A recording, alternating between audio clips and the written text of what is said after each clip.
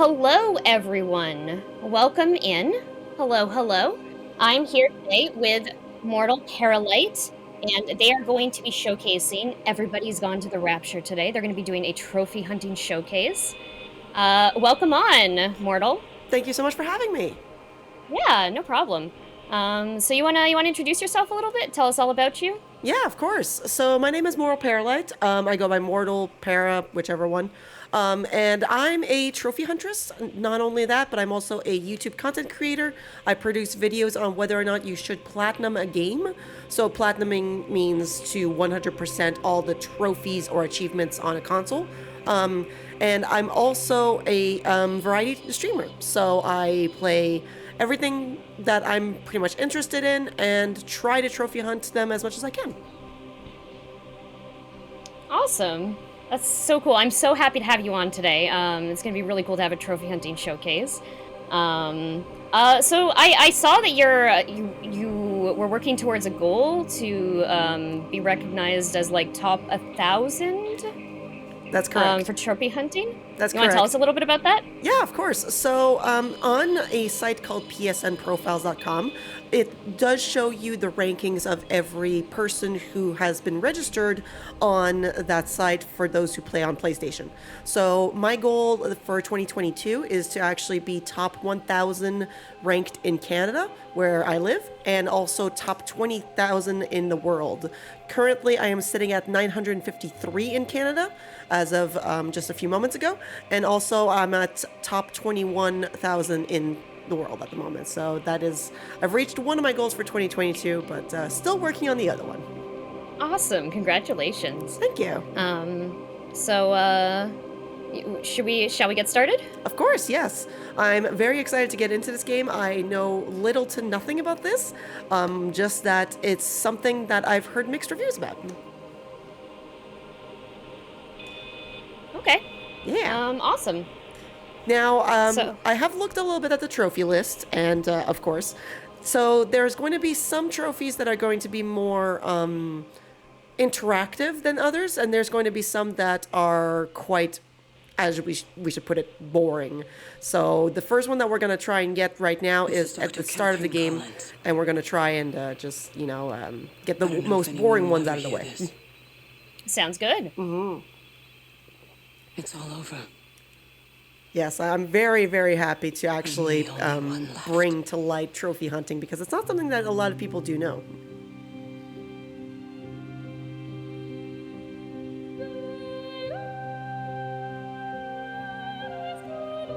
Very pretty art style.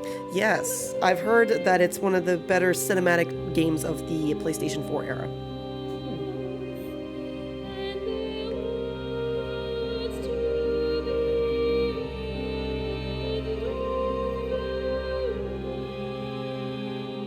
Yes, Cyanide Sugar says it's a cute point, walk, and click game. Oh, Cyanide's here, love it. Yes, from what I've been told, it's a walking simulator, as some put it, but also with some interactive elements to it that you're supposed to see where everyone's gone to. Awesome.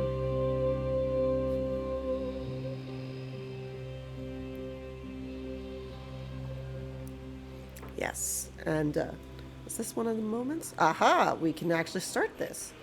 So here's where I looked at, and there's one of the trophies where it's to literally do nothing. So I believe that we can just, look at the scenery. We unfortunately have to do this for 10 minutes. I do not know why this is a trophy, but we have to just take in the scenery. So I imagine that we could probably, chat up a bit while the trophies are piling on.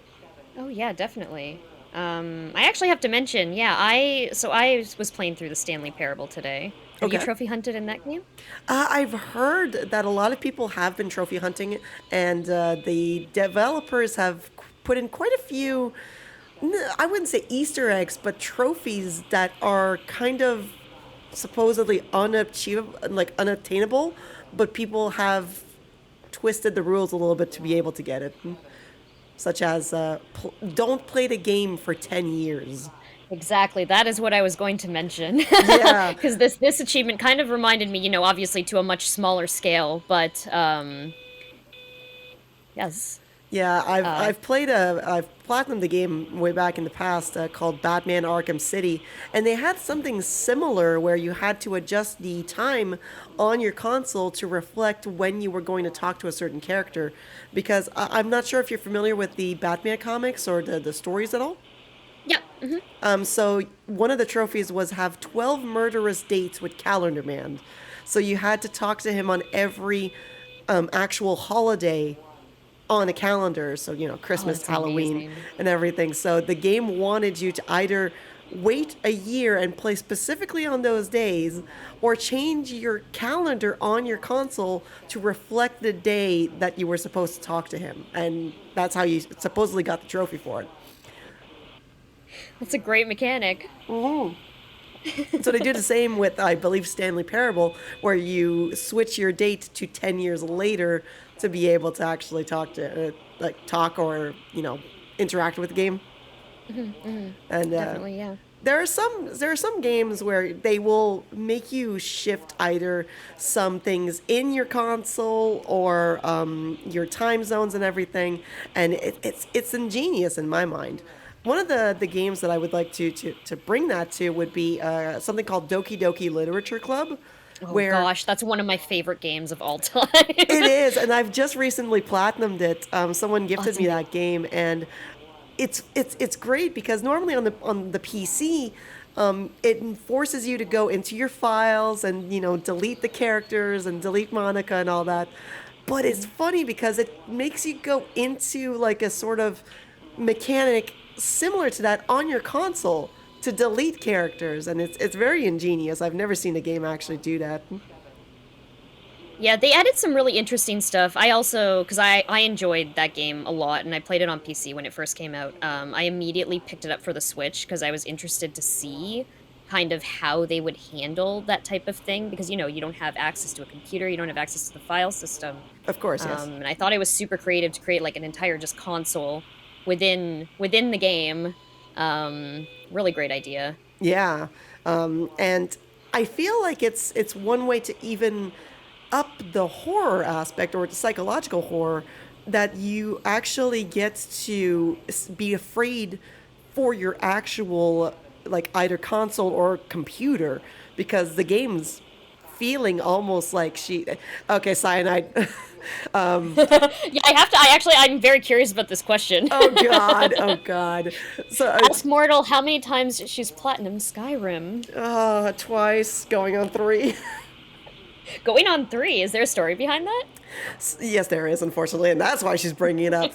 She knows that this game traumatizes me. So I originally bought the game out of the hype back on the PlayStation 3, and I believe that was around 2011, 2012.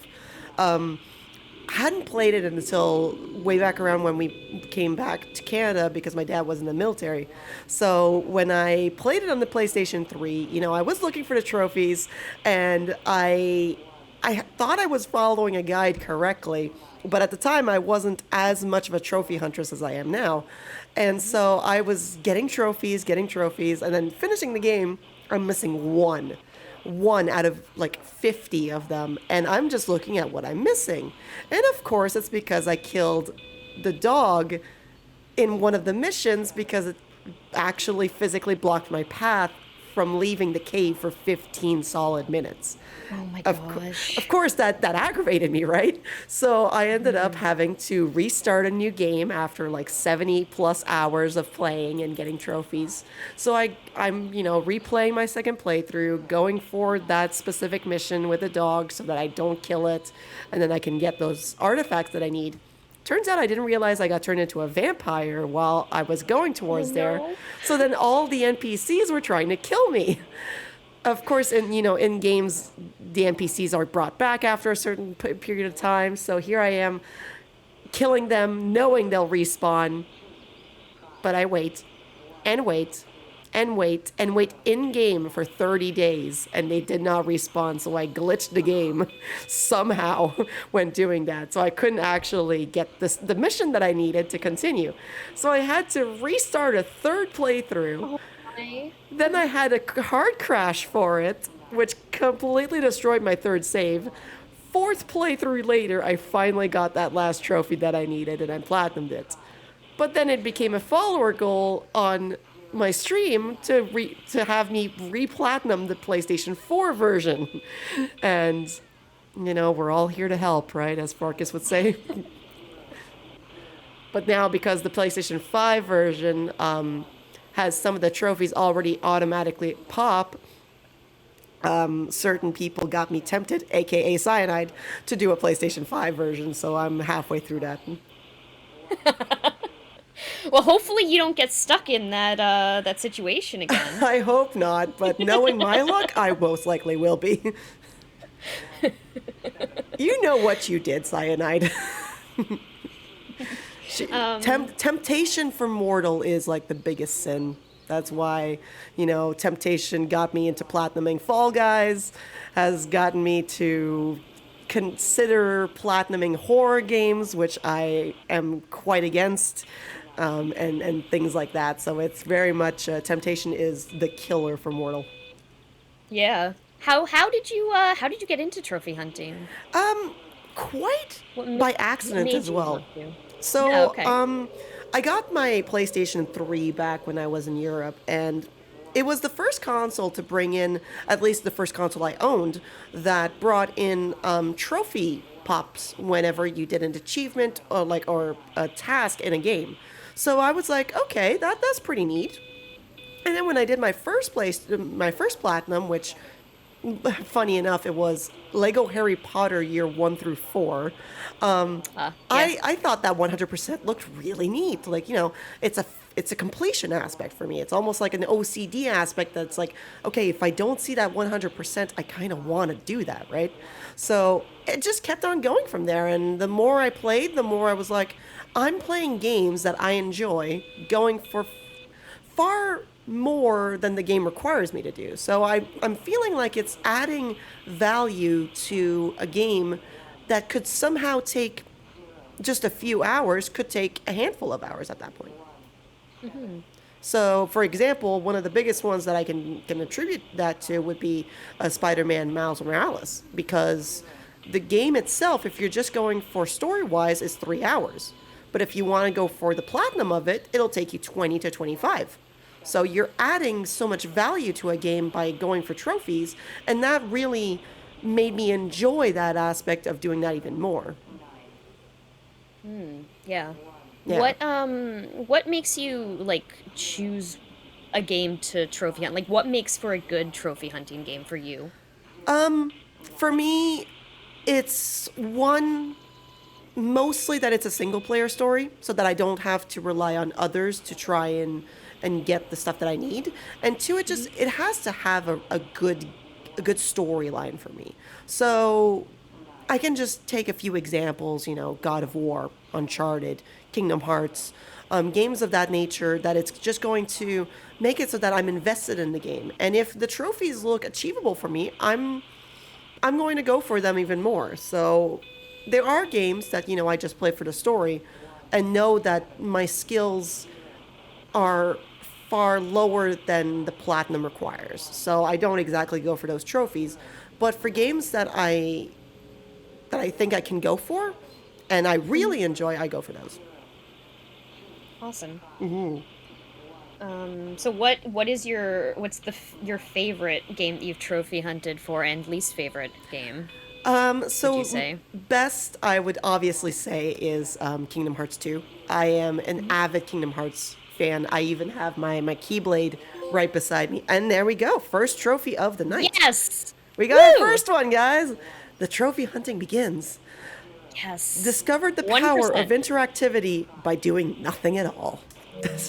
and Perfect. and then the next one is once again just we are supposed to go up against a wall and walk behind it for a minute. So we are really going for the most boring trophies to start off with.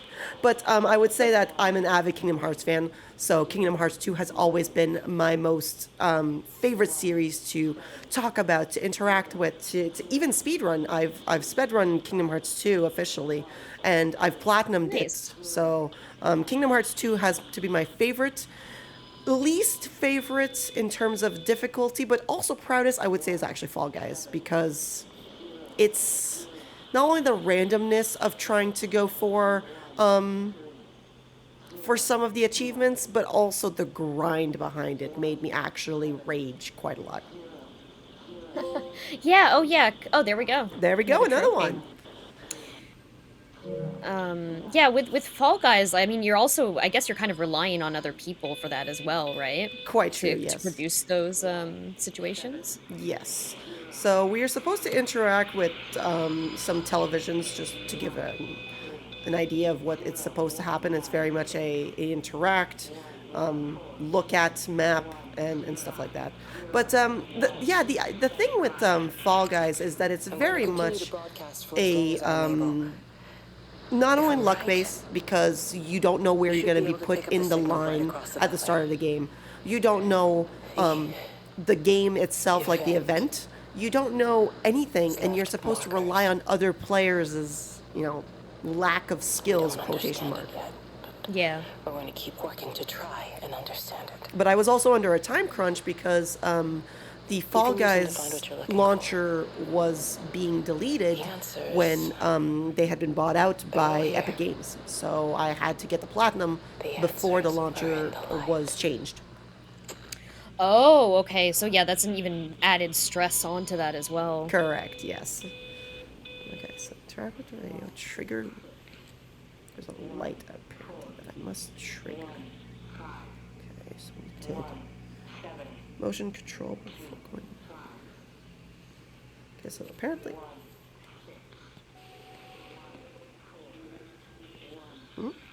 There was a buzzing on my controller, meaning normally when you do that, that's because there's something about to happen. Huh. Now, this is supposed to be a 5-hour platinum. Trying to do it in 3 hours might be a little bit difficult, but we will try our best Yeah, absolutely. to get as many trophies as we can. Another question in chat. How many trophies in total are there for this game?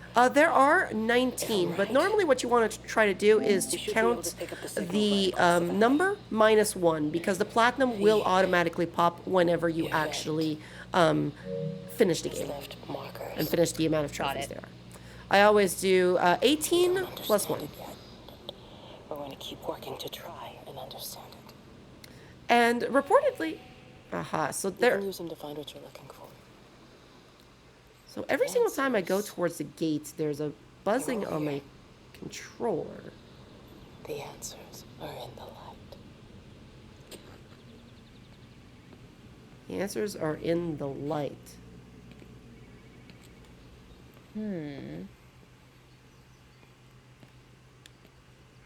Okay. Buzzing. Come on. What type of buzzing are we referring to?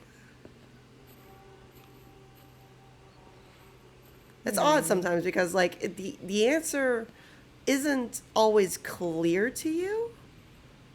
And it should be sometimes. And I don't know the controls. That is one thing, is that controller. Okay. So hold R2 to build speed, explore, investigate, keep looking, and keep moving. Okay. It's always scary when there is a run button in a walking simulator. Right? It's just, what are we running from is the question. Indeed. I think I'm supposed to go... Aha! Alright. Now we have our first interaction. I'm trying to do my job. You two will be the only staff on site for this rotation. I'm just saying, if the main gate's power fails, then there's no way in or out of the observatory. That's why there are backup generators. Jesus, why the hell are we even discussing this? Just don't you come running to me if you get locked in. If we get locked in, we won't be able to come running to you, will we? You let us worry about the clever stuff, and you can concentrate on sweeping up leaves and changing light bulbs. Happy? Now piss off. So That All was right. unnecessary. Just because you're angry with me doesn't mean you have to take it out on everyone else. Kate, can we just talk about this? Steven, I'm done. I just want to get out of this place, and tonight is our best chance of doing that. You prep the arrays, I'm heading up to Tower 6. Kate. I love you. You know that, right? Yeah, I know that. Come on, let's get started. It's a really Interesting. interesting way. Yeah, I really like how using patterns of light to kind of show memory. Yeah, and it's supposed to be that no one's truly shown in this game. It's very much that it's shown through light. It's done through hold on. There's supposed to be a phone booth for me to interact with. I don't think I was supposed to go down. Yeah, it's very, very interesting to see what there's to do, really, with lights in general, just trying to tell a story without having actual characters there, but more like just voiceover.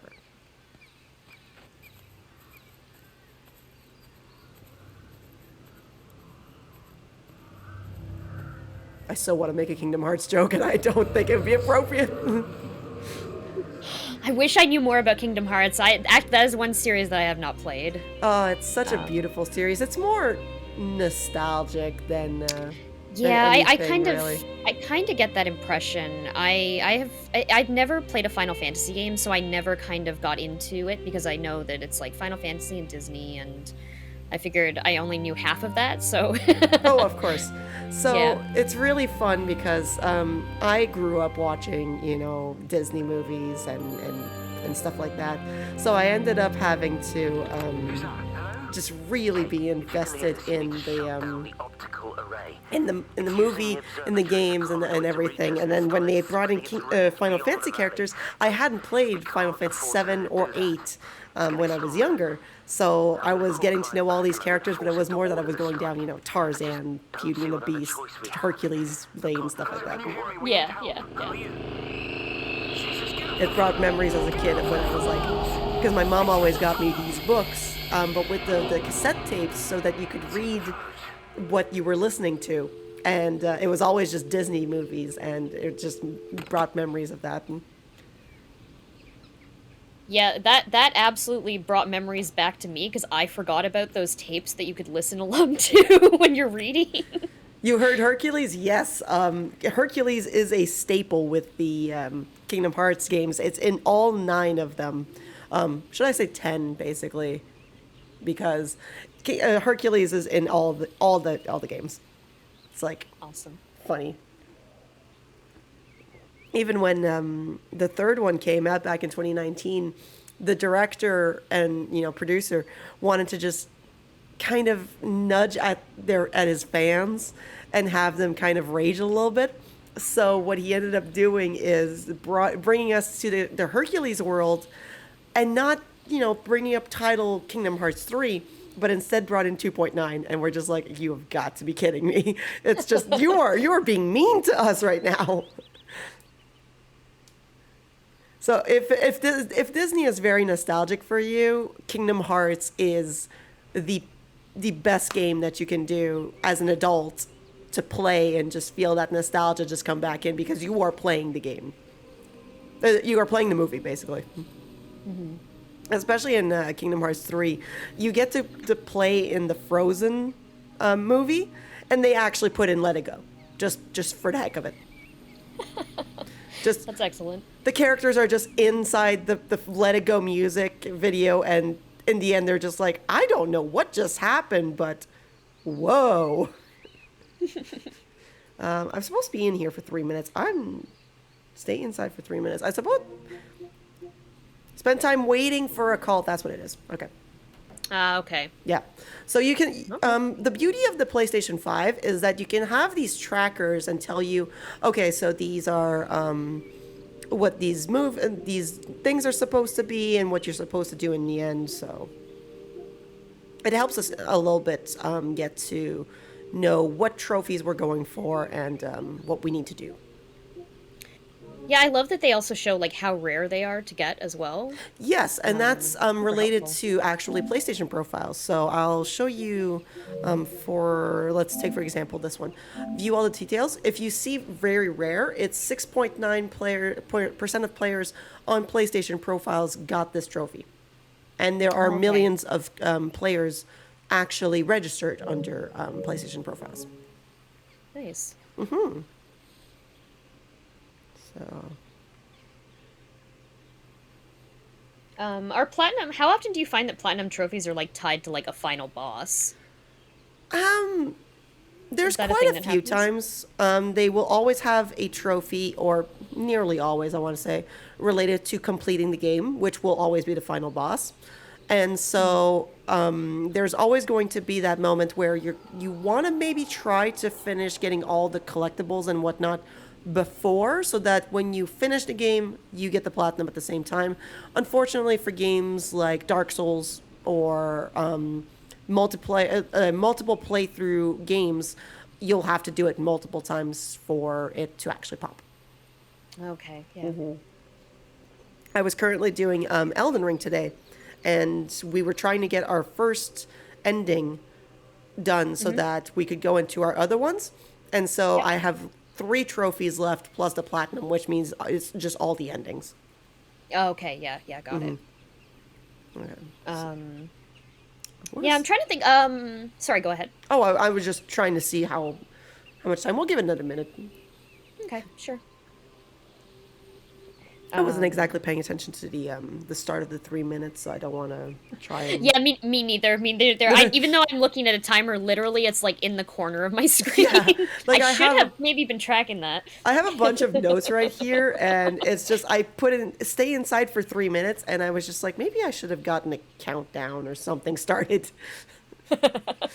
That's okay. Have you played like Nier Automata? Have you done trophy hunting for that game? I have, and that is the one game I can say that the producer almost just wanted to give a middle finger to Sony and be like, you know what? You made fans and gamers just go after such hard trophies. I will let them buy trophies for you. Yeah, so that's what I wanted to talk about. Like, how often is that like a very unique thing just I've to never Nier? seen that before. Never. Amazing. Ever. Yeah, I was shocked when I went to go in because I was like looking at trying to get all the achievements for that game because I was really close. And then I found out about being able to buy them and I was like, "Oh." So that's like one of the only games in my Steam library that I have actually gotten all the trophies for. And that's great, because to me that's actually a way to say no, it's not cheating because it's actually an in-game mechanic. But Yeah. it's one I've never seen before. I've seen where you can, like, buy certain items in games to go towards those achievements, but never one where you buy the achievement itself. And it's just, yeah, okay, perfect. So that should be 3 minutes. Awesome. And yeah, Nier Automata, I will say, despite it taking a while before you're able to actually, after the trophy, so you are supposed to, it's supposed to. Who's that? Hello? Kate, if you can hear this, you need to shut down Okay. the optical array. That trophy was It's supposed to using the pop. I will observer actually put a conduit to countdown reach us, and it started once that spreading its does. range beyond For the some valley. odd reason, it Kate, just was not we working. can't afford to Okay, let it 3. do that. It's getting stronger. I'm going to call Clive back, and I'm going to force him to order the strike. I just don't see what other choice we have. God knows Hello, if can it you will hear work. me? We need help. Who are you? So we didn't hear that, so that might be why that trophy did not pop. Yes. We didn't hear any of that. It's in the phone. And this is the one thing about trophies that seems ambiguous when you're trying to go for them, is that, okay, so I started a countdown for 3 minutes. When that pops, the trophy should pop as well. It's really hard to know what exactly you're supposed to go for without looking up guides or specifically looking into more detail or more playthroughs what you're supposed to do. For example, one of the better ones that I can think of is Little Nightmares. Little Nightmares as achievements or trophies are very, very ambiguous. and you don't know what you're supposed to do until you say, "Oh, what's that?" and press a button, and it's like, "Okay, I got a trophy. I don't know why." But it's very, very hard to know what you're supposed to do, when you're supposed to do it, and for how long. Yeah, so when you're trophy hunting, do you generally look up guides or do you try to figure it out? In terms of, I guess it probably depends on the game, right? It does, yes. Normally, what I will do before starting a game is see, first of all, how long it's supposed to take, just to give me an idea of if I should wait on a sale or something to buy the game first. And then afterwards, I'll see how many playthroughs it requires. So, there's a lot of games where it's just going to require one playthrough, or take, for example, Elden Ring, where you require three.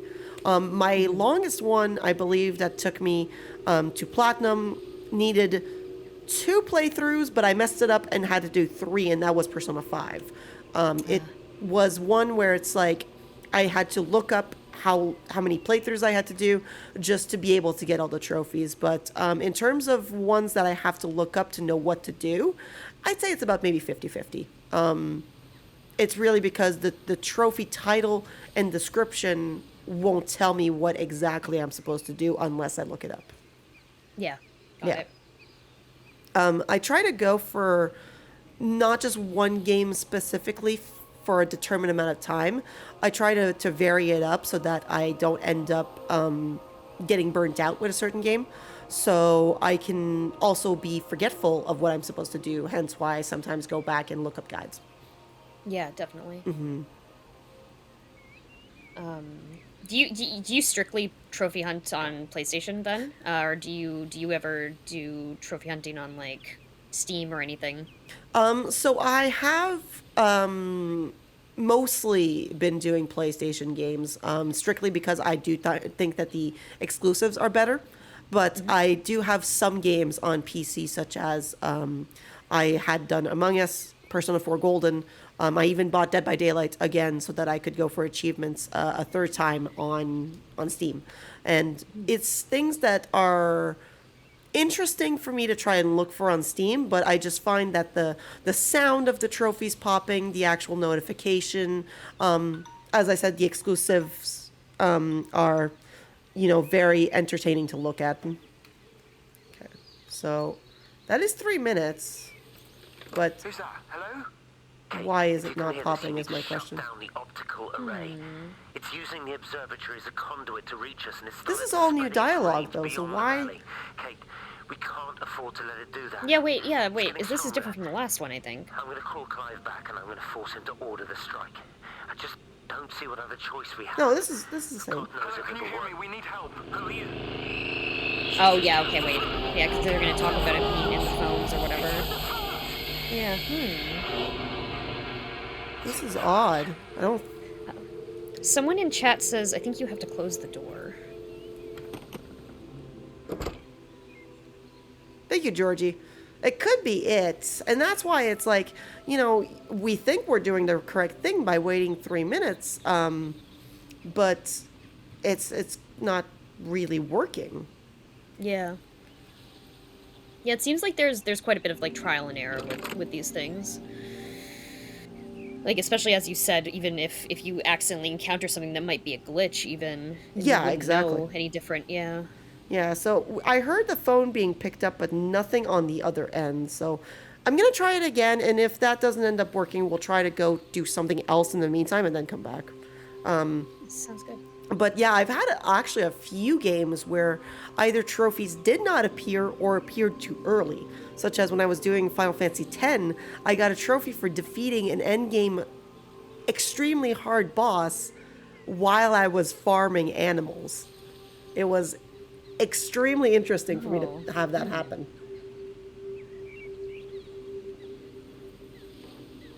Exactly, P-Call. I think that you've got it straight on the nose there, where you try to do something very specific and you think that you're doing it, but it's not explained whatsoever. So, that's a very trial and error, as Georgie put out, that, we didn't close the door.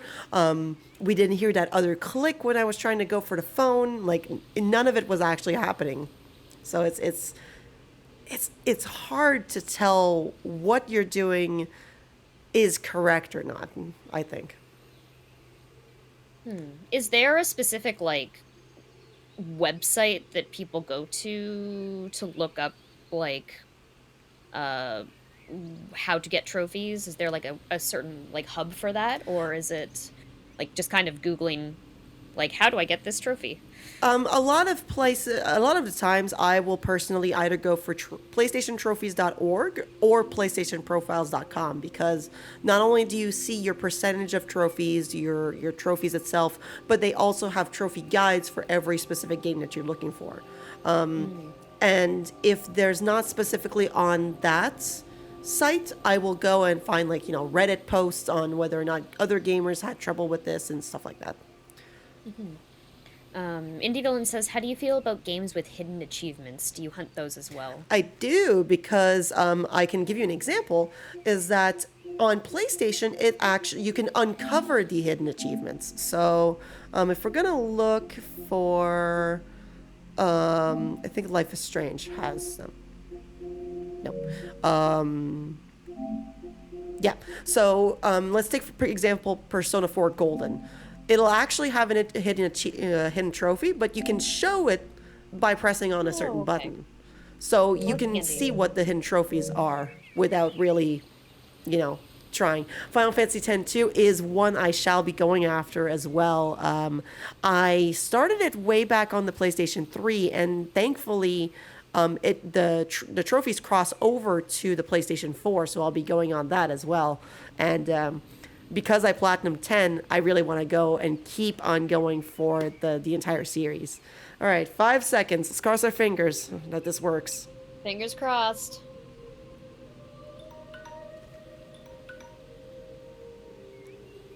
Still nothing. Ah, gosh. Good Lord. Who's that? Hello? Why are you being so finicky with me? Okay. We're going to come back to this later. I do not know why this is being so hard on me. If that does... Oh. Again, what's with the controller shaking? What is that? Okay. Go down the road. Bus stop. Trigger light. Okay, we did see the light over there, so I don't know if that's because we're supposed to go over there or something, but... We will go towards where the light had been earlier and see if maybe something else shall appear. Peacock says, how do you feel about games with trophies tied to multiplayer modes that are shut down nowadays, making it unable to get those trophies? I am very much against, because biggest example I can give would be the recent Fall Guys launcher, because it's making it so that your trophy list is still there, but you know that 100% will never be achieved, and it just itches at my brain just thinking, I need to finish it. Why is this offline, or why is there so little people playing it that I'll never be able to get it? But he had a rifle, a soldier with a rifle. It is really unfortunate, and I think it's because some companies just don't give the benefit of the doubt that their games can do well, or they're bought out by another company, but I can't spend all day but the launcher should still work, even if it's under a certain other one. Grab some paracetamol when we get back as well. Cracking headache all of a sudden. I wonder if the trophy didn't pop because we hadn't done this scene between these two people. Okay. That could be, because that's Dr. Wade, and we saw Dr. Wade at the phone booth. His name. Again, this is mostly a blind one. I got some notes written down, but really how different my playthrough could be to what I wrote down is very, very different. Okay, so I think just looking at them is going to be fine. Okay, we're going to give this one last try. Everyone, I am terribly sorry that this is not working out the way it should. I feel like this is a good example, though, of trophy hunting, especially if this is a thing that can happen, right? Like, true. Be able to showcase when things don't go your way. Of course. And Georgie is saying that it might be because it's more than 3 minutes, so I'm going to actually make it for 3.5, and we can just, discuss trophy hunting and try to do something else. Well, so we're actually coming up to the first hour break. if you would like to take a 5-minute break and we can sit in the phone booth and see if it pops. Of course, yeah. Actually, that'd be a great idea. Just try to spread our legs a little bit and let that 3 minutes and so pass. I think that would be a good idea. Maybe waiting 5 minutes could make it so that once we come back, that's actually going to pop. And I'll let my controller sit and everything. We should be okay. Okay, sounds good. So I'm just going to put us into a BRB screen. So everyone, we will be back in 5 minutes. Yes, we shall. See you soon. See you soon. You know what? I realized I probably should have waited a little bit more before I switched over, because I'm pretty sure that came through that I was about to switch over. Anyway, hello everyone, we're back. Technical issues, ironing out delays, doing hosting and tech at the same time, all those good things. I always say it's not a stream without technical issues. It is not a stream without. Such as this trophy not popping. Technical issues. Oh, the joys of trophy hunting, everyone. Yes. But apparently there are multiple phone booths throughout the game, so we can try again later if we come across one. Perhaps that one was just bugged. There we go. Okay, this run icon does not work. just letting know.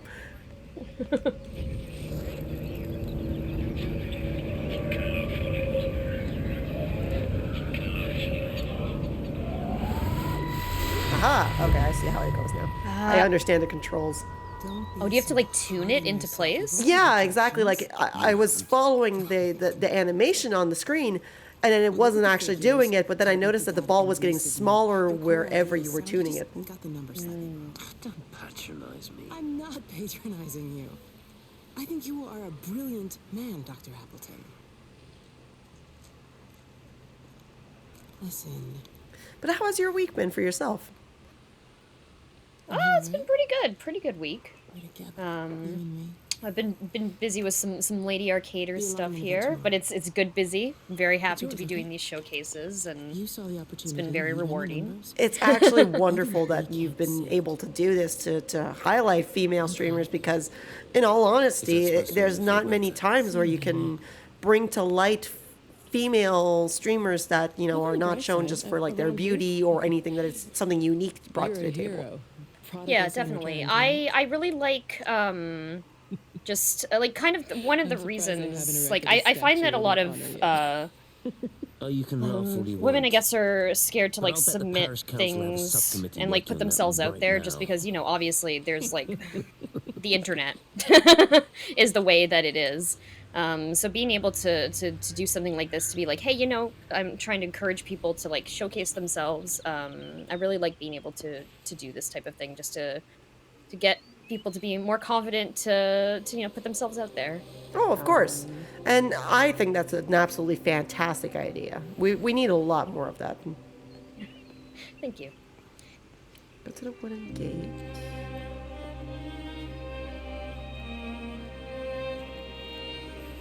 Okay.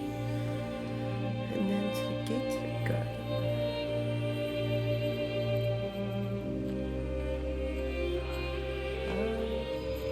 Nope, wrong house. Yeah, I'm just gonna take a second to plug also. If you're a woman in gaming and you want to submit a showcase and be on attract mode, please feel free to submit an application. It's available on our website, and I think if you type exclamation mark apply into the chat, you can pull it up. So yeah, please feel free to do that. We'd love to have you on to showcase whatever. It doesn't have to be speedrunning. It could be trophy hunting, obviously, like we're doing today. You could be showing off some game development, some music composition, if you want to do some art. Any of those things, I'm all for it. So yeah, please feel free to do that. And of course, we have a private Discord server, so if you want to join that, go ahead. You have to request an invite from myself, or send a message to Lady Arcaders on Twitch or Twitter or Instagram, or you can join the public Discord server and just request an invite from in there. Extraordinary. Yeah, it's honestly been fantastic to interact with you on Discord and to just get to meet so many new people. That's the reason why I joined Twitch, is to meet more people and to meet more female streamers. I love that. Yeah. P-Call says to me it feels kind of like a smaller women-only version of GDQ hotfix. Yeah, and honestly, like there wasn't anything that kind of was filling this space, and it just so happened that like I was planning on launching Lady Arcaders anyway, and then that whole thing with the SGDQ submissions came out, and it just happened to be like perfect timing that hey, I'm trying to, a lot of the problem with that was that not enough women were submitting to events like that. And as a consequence, there weren't as many women in the schedule.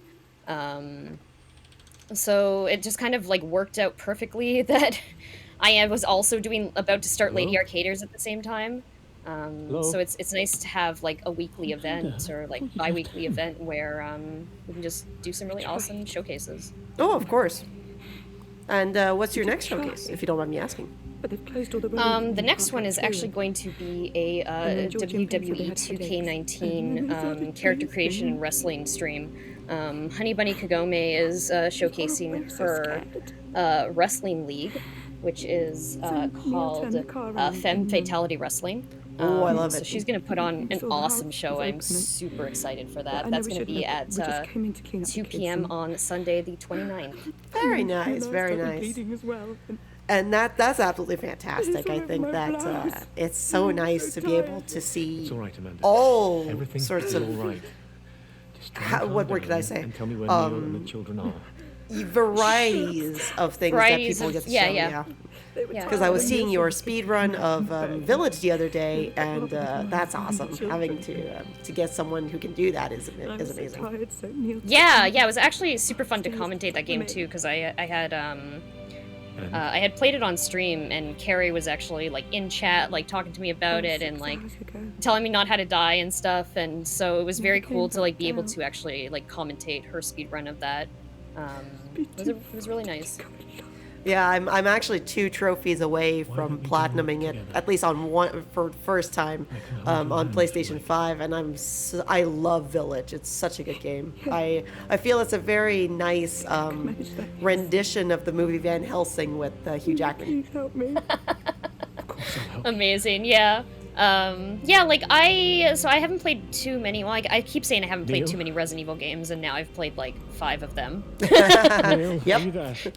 But like for a horror series, like I personally don't do well with scary stuff. And I literally only play scary games like during October because I'm like, okay, I can deal with it like once a year, like for a month. Yeah, no, exactly. But like Resident Evil Village, actually, like it was never really too scary, and it was just like perfectly campy, and I love the aesthetic, and it was a great game. Oh yeah, and it feels like it's not too scary, but there's other elements where it's like, okay, there's a scare factor, like the doll section. Oh yeah, definitely. That was my least favorite part. I'm someone, so to give you an example, I hate horror and thought that way back when I was a teenager, Jumanji with Robin Williams was a horror movie. So oh, okay, yeah, I also was pretty scared of that growing up. Yeah. I love that movie though, because I was always a huge fan of Robin Williams. It's a classic. Yeah. And so I hadn't been able to really get into horror games much until I started streaming. And then when I played Resident Evil Village and did that doll section, I had my one headphone hearing the game audio, and the other one I had an earphone with Lindsey Sterling playing in the background so that I could keep calm. Amazing. Oh yeah, several people in chat are talking about Cyanide Sugar says, "Don't talk to me about that giant baby."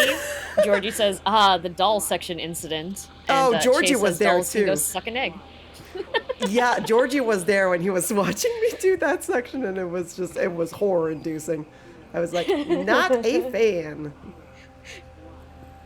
Okay, turn on, wait for the ding, go ahead upstairs, go grab the book. Perfect. Yeah, that, and then Cyanide, I think I was there when I saw her do the the giant baby, and she was just as scared as I was. So it's just, we know our limits, and that giant baby comes out of left field. Yep. But everything else about it was fantastic. Yeah, definitely. The other thing that was scary is I took way too long in that doll section trying to find Donna. Oh, no, yeah, was it? No, I can't remember the doll's name now. Angie. Angie, yes. I took too long to find Angie, and I ended up getting attacked by all the dolls, and that was an extremely scary animation. Really? I've actually never if you seen take too long. Ooh, yeah, if you take too long, they swarm you. Really? Okay. Interesting. Yeah, I've seen people die at the baby. I've just never seen anyone die at the doll section. Breaching the quarantine. Yeah, it's just me like freaking out, running through the house. I'm like, where is she? Where is she? And I get murdered. I recently bought it from my friend who has just... Okay, so I've been a very bad influence on some people and I have gotten them into trophy hunting. So I got him to start doing trophy hunting for Village. I bought him the game. And when I got to the doll section, I knew exactly where the scares were and, like, you know, when the door was opening for that wind-up box and everything. So I knew when to time those bang sounds accordingly. Oh, he did not like me after that. He did not like me. Oh, yeah. Oh, but it was so funny. And, you know, I'm like that type of person who doesn't like to, how can I put it? Who doesn't like to flat out tell someone how to trophy hunt or what trophies there are coming up, but I'll be like, hey, you want a tip? And if they're saying sure, then I'll give them a tip for a trophy. But I'm that type of person who wants to let someone try to get through it first and then kind of see, okay, if they need help. Yeah, definitely. Just feel like you're getting more of that trophy hunting perspective by yourself first.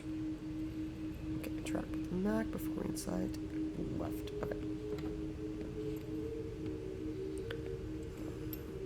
What about the station? That's shut down too. So there's no way in or out. Apparently this game is supposed to be that you're the only person coming into a town that's completely disappeared. He said he's been practicing medicine for 30 years and he's seen plenty. So is this just paranormal then?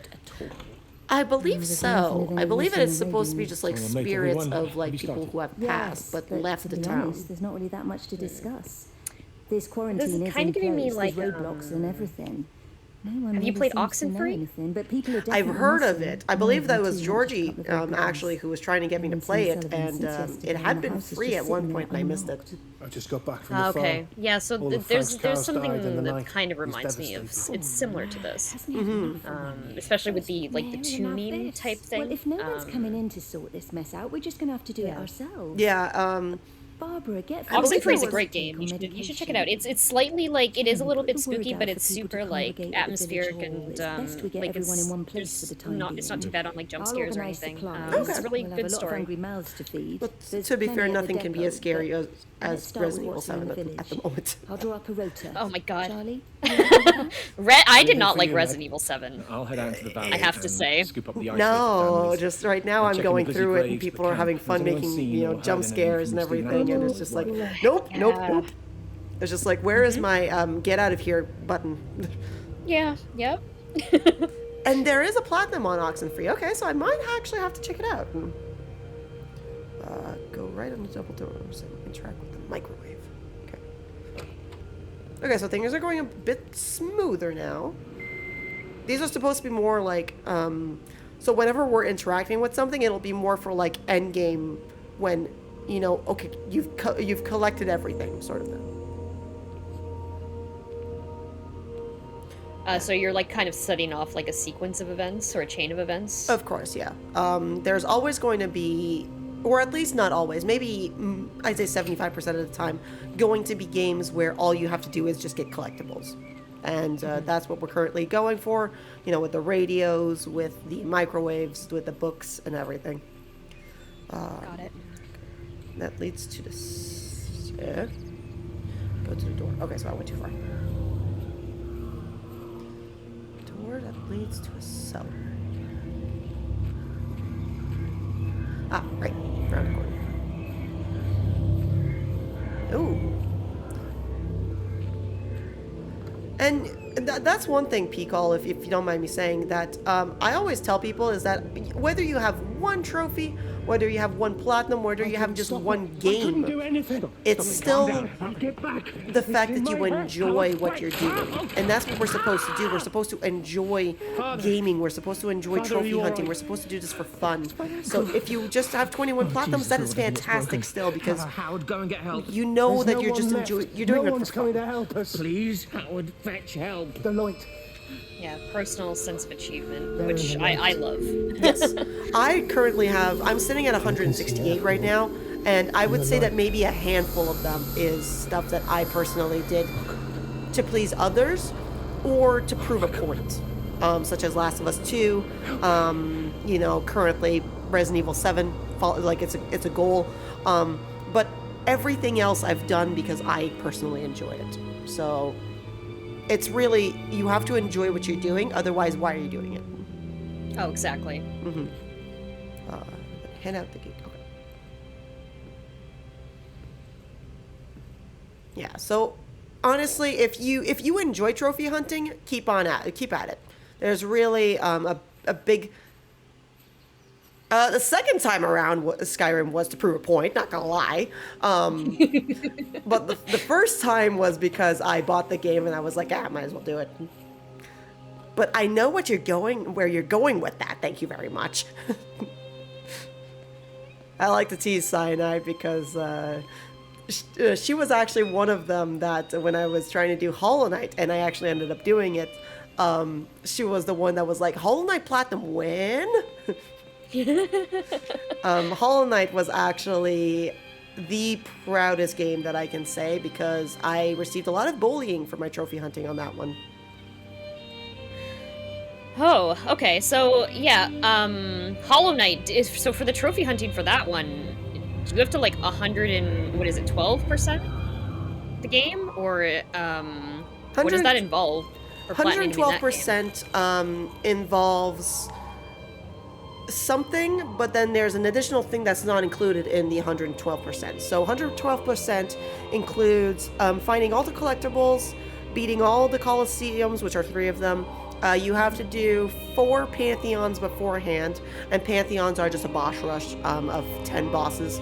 And then, you collect everything, have all the map fragments, all the spells, all the charms and everything, all the health pieces and everything.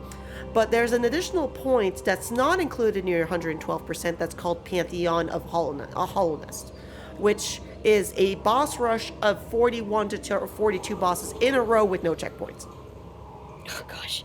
Yup. Wow. Uh-huh. The game itself took me 80 hours to 112%. That one trophy took me over 140 hours. Oh my gosh. Wow, like that is a huge achievement. That is wild. I was bullied on that game, and I don't want to bring the stream down or anything, but the trophy hunting aspect of that actually very much broke me. And Cyanide was there when she saw me crying on stream, just feeling so defeated because people were saying, oh, you're a trophy huntress, so you're not going at this blindly. You know what you're having everything do that. And then people putting me down as I couldn't actually finish the Pantheon and whatnot. So every day, for almost 10 hours a day, I was doing Pantheon 5. And whenever I got to that end and just was defeated and had to start from the first boss, I was bawling my eyes out. So when I actually ended up platinuming that, I cried for hours, having my parents hold me because I was like, I actually beat this. The torment is over. The bullying is over. So it was very, very brutal. Yeah, absolutely. Meg? That is amazing. Meg, that is an amazing achievement. Yes. That will always be, in my mind, my proudest achievement because I actually pushed back at the bullying. Despite being a trophy huntress, I was able to prove to people that no, I can still get this. Like, I have the skills to do this. Kate. Yeah, I know that personally when I streamed Hollow Knight, sometimes the Hollow Knight community or at least people that were coming into my chat can be very like toxic, just only because they're like, why aren't you using this build to do this thing? There's a lot of that I found, especially in Hollow Knight. It's kind of similar to like what people do with Souls games, but I found it's so much worse for Hollow Knight. Oh, definitely. It's been an absolute roller coaster with Hollow Knight because you almost feel like you have to oblige to people just so that you can do it the way that they want you to do. But that's not the case. Hollow Knight is very much a game where you have your own set of skills on like what you want to do, and you decide how you want to go about it. I took a full melee build for it. I didn't even go for any spells really. Yeah. So, and that's kind of what I love about Hollow Knight, like and Souls games, like Souls-like games in general, is that there are so many ways to play that game, and you can customize it like exactly to your needs. Like whether you want to do something that's like with like for like magic, like projectiles or melee, or like if you want to just like use a gas cloud and destroy enemies that way. There's something for you. And yes, Undertale is another one where it's very toxic. Even I can say Dead by Daylight is a very, very toxic community. I've platinumed that game as well, and it has become quite toxic, not gonna lie. That's unfortunate. Yes. There's always going to be games where, Cyanide in chat is saying that she got heckled for completing the game just at 70%. Like, not even fully getting the game done. I've teased people about Hades, just getting one run done and saying, "Oh, you're done with the game." But in the end, it shouldn't matter how you finish a game or if you even finish a game. Like you're supposed to enjoy video games. You're supposed to enjoy either trophy hunting or just playing a game for fun. Yeah, if you're not enjoying it, it's not worth your time. Yeah, there are many other things that you can do with your time that, will be better for you. Oh, of course.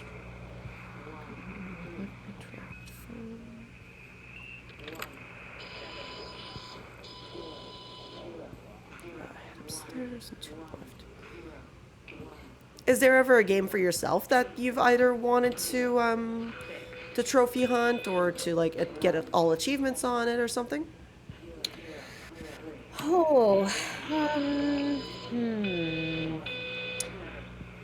Generally, actually, yeah, you know what? It usually, for example, I want to say, I was trying to think of, the last game that I tried to get, 100% of the achievements in, and that would have probably been, Psychonauts 2. And for me, I think it's, those games where I want to experience, every single part of a story, that I'm more likely to try to get all the achievements in. Yeah. I can't think of anything. Okay, so, I mean, I talking about the Stanley Parable again. I did play through that today, and I'm about, I think, 3 or 2 achievements away from getting all of them in that one. So I think I'm probably going to go back and finish that. That's awesome. And, do the time manipulation for 10 years. Yes. I can get that final achievement, yeah. Yeah, there's also it's just if there's something of nostalgic value to it, or even just playing for fun and without achievements, it's just you go for things that you want to do. Like I was given Hercules from back into PlayStation 1 as a game to play on Steam, and there's no achievements for it, but I just love playing it because it reminds me of so many games that I played on the PlayStation 1 when I was a kid. Yeah, definitely. Indy is asking, do you have to do the 4-hour baby game? No, Indy. No, you don't have to do the 4-hour baby game for the achievement in Stanley Parable. There is a thing that you can do for 4 hours to get an ending, but I don't believe it gives you an achievement.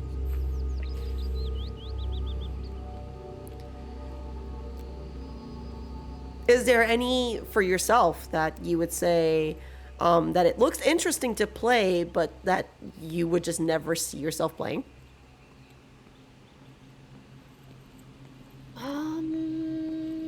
In terms of games, okay, so I aside from trophy hunting, whatever, I've kind of always been interested a little bit in the Metal Gear series. Okay. But I I feel like that's a type of game that I wouldn't enjoy playing just because it's like sneaking and shooting, but like I know that those games have like a good story. So I'm not like a huge fan of like first person shooters and stuff, so games like that I probably wouldn't play. Oh yeah. Well, Yeah. loaves and fishes we can manage, but garden design is a little more. I would have almost the same thing because I do have Metal Gear: The Phantom Pain on my console. I bought it when it was like $5, but there's a lot of games that I like the look of it. I just would never see myself playing it because it's not my type of game. Yeah, definitely. Such as, I want to say that one of the big ones that a lot of people were going for, and I did end up, playing it myself, was Life is Strange. Life is Strange. A lot of people way back when the first one came out were raving about it, and for a while I just never saw myself actually doing it until I finally caved when it came. I do believe it was like for PlayStation Plus or something, quite a while back, and I ended up platinuming it the first time. I ended up platinuming the first one, not quite enjoying the dialogue or the decision factor of anything in it. And then I played 2 over the weekend, and I thought that the story was getting worse by the minute, but then I ended up getting True Colors in the mail over the week, and that's actually a fantastic story. Yeah, is True Colors the one that allows for chat to control? Yes, that one. Yep. Yeah, okay. I heard about that. I've heard really good things about that game. I've not played it myself. Yes. I actually bought the PlayStation 4 version, and one of the things for trophy hunting that's actually great is if you own a PlayStation 5 and you buy the PlayStation 4 version of a game, there's a thing at the bottom that says PlayStation 5 upgrade available, which means you get 2 games for the price of 1, which means 2 platinums. I see. Trophy hunters, keep aware that if you are trying to not collect, but you want to get all trophies and all games and 2 games that you really enjoy, go for the PlayStation 4 version. Nice.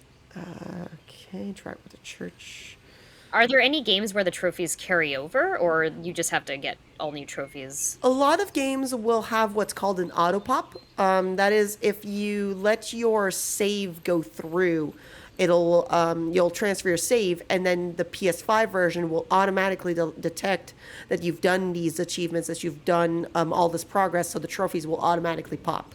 For games that I personally really enjoy, I'm that kind of masochist person who will actually delete her save and go for the game again, such as for Final Fantasy VII Remake, because I've actually been to the orchestra.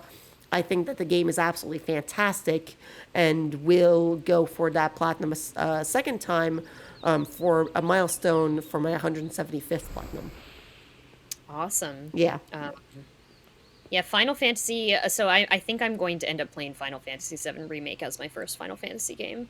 To be fair, it is the best Final Fantasy game, in my opinion, that you could start off with.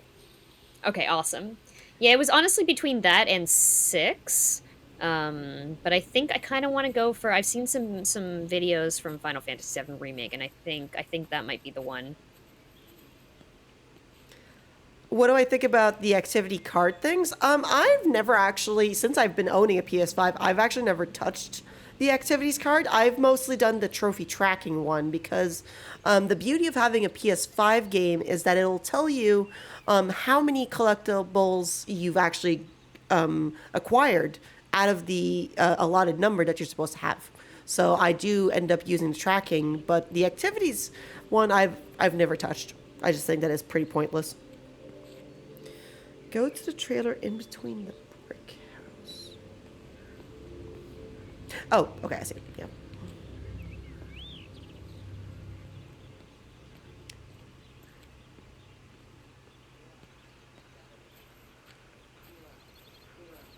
There we go. I wonder how many houses are like interactable. Apparently about half of them. Okay. If that, but there's supposed to be 6 portions of the game, so like every single person is supposed to have What happened at Tower 6? a specific storyline behind them. Oh, okay, got it. So I think now, from what I can gather anyways, is that we're currently following the person who was like in charge of calling for that override that we heard in the phone booth. Yeah. We're currently following someone called Jacob, I do believe. That's right. The radio. Okay. So go to White House, which is this one. Yeah. I can understand why I can now start to understand why there were mixed reviews for this game, because you're kind of getting the story mixed in with some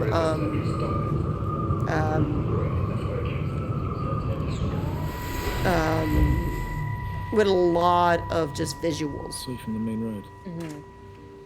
Not many people are moving around now. I was looking for Dr. Wade. And definitely one of the games that I did not want to bring to the showcase was My Name is Mayo. That would have been just like, okay, in an hour we're done the showcase. He said, that is, not only is that a staple for the trophy hunting community, it is very much a meme platinum. Because you tap a jar of mayo for 10,000 times. This we're in the center of. Nowhere to lie. That is the game. Okay. That is the game. We're right in the heart of it. Tapping a jar of mayonnaise for 10,000 times. There is a story behind this, but that's literally what you do. Amazing. You know what? Another game that I was thinking of for trophy hunting would have been on. Wasn't there that Avatar: The Last Airbender game that came out for 360 that was like you go into the game and you get every single achievement unlocked immediately? Is that really a thing? I think that was a thing. I want to say it was that's Avatar: hilarious. The Last Airbender. Now I need to do my research here. I know that I've actually platinumed the game The Legend of Korra. I've done that. And the game has now been delisted from any major stores. So I don't know why. The game I thought was really, really solid, but there is now blood in this game. Uh-oh. Things are getting spooky. Spicy. We're supposed to interact with it. We found. Okay, here you go. But I never thought that there was going to be a Avatar: The Last Airbender where you were actually just, you come into the game and they give you achievements for it. Wow, the Burning Earth, really? Oh my God, I need to look into this. That's hilarious. Okay, every achievement with a 50-hit combo. That's hilarious. Building. I see it.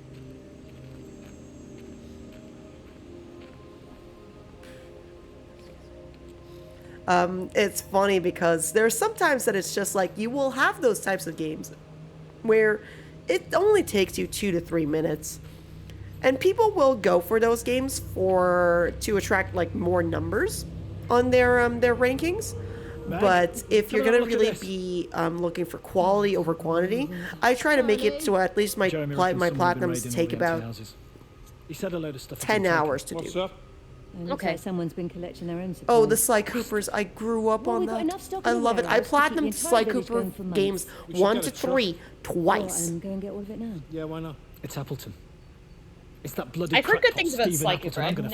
I never played it though. If you ever have a chance to at least watch a playthrough on YouTube, I know the first one's quality is very, very low because it is the first one of the games, but the second game is fantastic.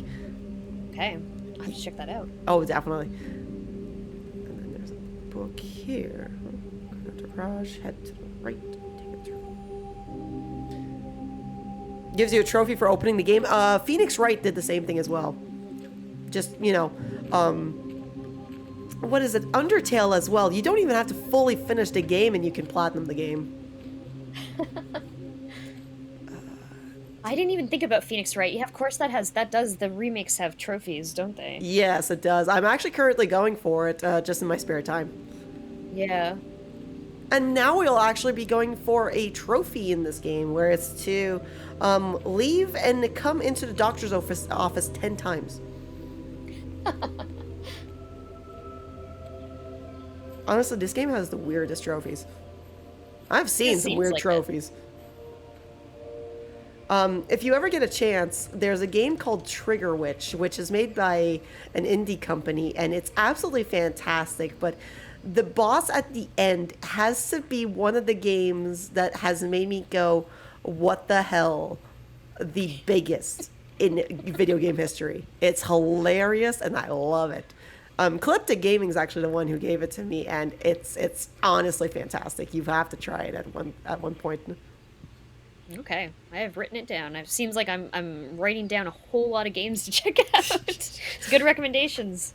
And that's really what games are, right? It's just, people telling you about their own favorite games, and then you get to potentially share that love with them. And that's what I really like about gaming in general, trophy hunting even in general, is, you get to interact with people and see what they like, maybe even share that love, or find some way to have like a good debate with them to see like, okay, I didn't enjoy this part, what did you think about this, and so on and so forth.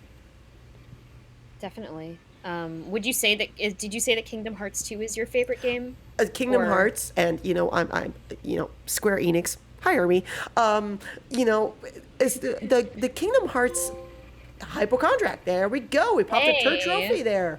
Nice. I think that said arrive and left the doctor's office 10 times. So the Kingdom Hearts collection on PlayStation at least comes on sale very, very often, and there's a collection where you can get all 10 games for about $30. So that's about $3 a game. It's insane the value that you get out of that, because each game will take you about casually 25 to 30 hours to do.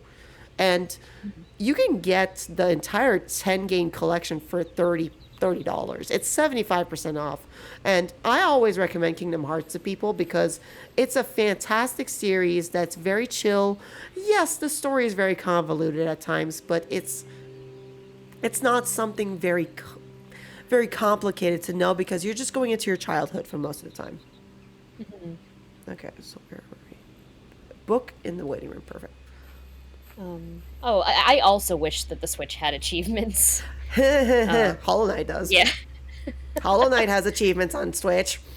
Yeah, you know what? Phoenix Wright also does for the remake. No, don't tell me that. Oh no. Oh no. If I get it on Switch, that means I have to go for achievements again. But yeah, I guess, you know what? I guess, Metroid Dread, I have been trying to unlock everything. Like, they're not really achievements, but like they have an art gallery where you can kind of unlock everything for finishing the game in under X amount of time. Oh yeah. For different difficulties. That's one of the things that's I think very, very difficult, is just kind of like coming to terms with a game that will not give you that much of a hard time, but at the same time you do want achievements, but you can't switch your brain off, and it's very, very complicated on that front. Okay, I have to find a house with an infinity symbol on it. Where might I be missing it? Okay. It's a lot of houses. There are a lot of houses, and I think that's the first one.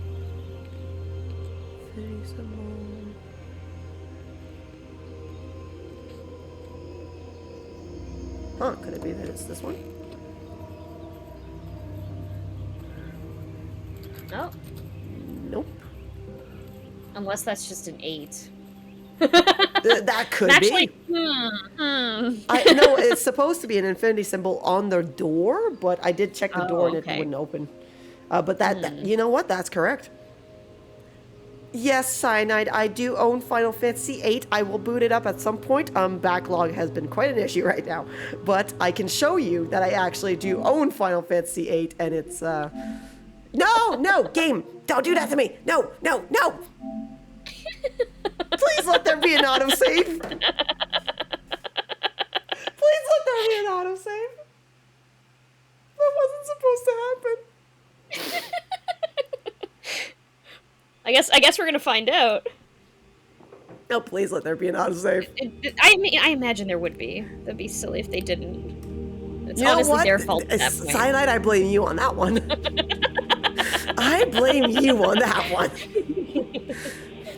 Because Cyanide actually does speedruns of Final Fantasy VIII, and she loves to torture me with the fact that she puts it on a horrible, horrible French translation. And every time I go in, I'm just like, what is this abomination?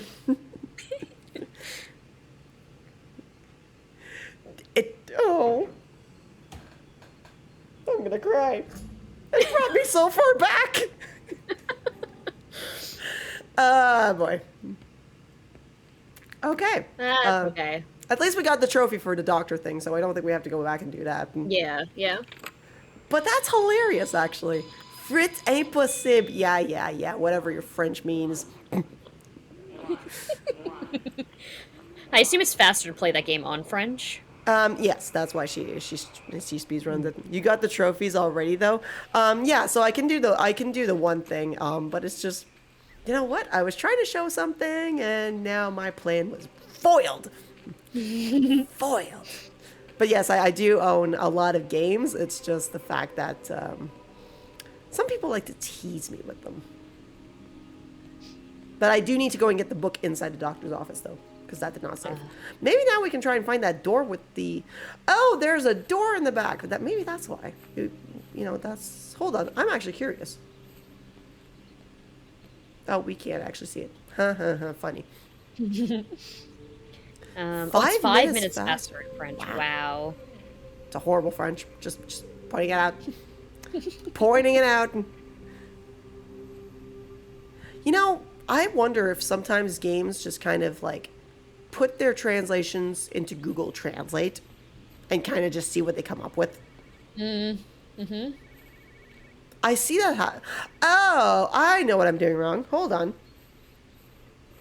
I know what I'm doing wrong. I'm missing a step. Dr. Wade, here you are. This is what I'm missing. Patients are That's it. wrong out there. Just send them to the village hall with the others, please, Bob. Doctor, people are scared. Mrs. Gable just called me and said her husband's vanished. She was very frightened. She said there was blood coming up from his ears and his nose. What the hell do you want me to do? Oh my god, there's actually blood on Until the they lift the keyboard. quarantine, we're not going anywhere. Just tell Okay, this them is to what, drink turning into plenty a horror of game? fluids, stay warm, and Yes, seems follow like the it. instructions on the radio. Doctor, Phil, please, you have a duty to your patient. Okay, so we got the map here. Got the monitor. Oh, so he was having a nosebleed. Okay, that makes sense. Yeah, there's also some sort of weird, like, technology thing happening as well, because I know they were talking about there being a problem with the phones. This is the quiet place. There's monsters that's gonna come out. Wait, is that Yeah. the one where monsters were coming out because of the technology, or was it because of the sound? Oh, this is the door. Oh, we found it. Oh yeah, that's definitely... I mean, from back here, it kind of looks like a pretzel, but... You know, that just makes me hungry. That makes me hungry now. Okay. Go to the back first to the swing set. Okay. Yeah, no, we were trying to find something and it just was not the right place.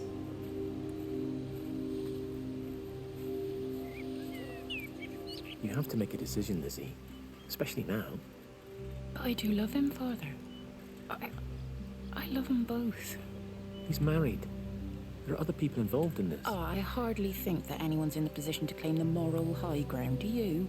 I think this game looks beautiful to look at. And Robert, but I think Oh, yeah, Kate might definitely. see things differently. Do you? Definitely has I mean, visuals. she's not screwing anyone else. well done pardon on my this. French, but she spends all day and night locked up in that observatory. Stephen says they barely see each other. That's hardly a marriage, is it?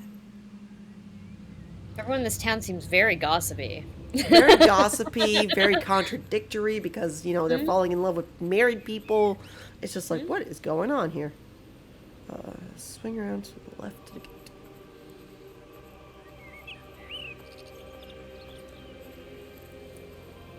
So is there, particularly for yourself, a game that you will actually never touch? But people recommend to you? Oh, gosh. You know, I will think on this. I know... Oh, I had some friends that were trying to get me to play Fortnite, which I actually heard was... After they took out the building mode, was actually pretty decent. But I still can't force myself to play that game. Oh, of course, yeah. It's not even just like Fortnite itself. It's mostly because I'm not a huge fan of like shooting games like that. Aside from like literally, I don't know. I like Splatoon in terms of games that are like team based. Shooting games, but in general, not a fan. Yeah. I've had people try to get me to play and platinum Five Nights at Freddy's. Oh yeah, that one too. That's not for me either. But I think mostly because of jump scares and like. Oh, of course, that game's yeah. very jump scary. Yes. Also, Fortnite has been one. I'm just like, you know what? Nope. There are trophies, and just no. No.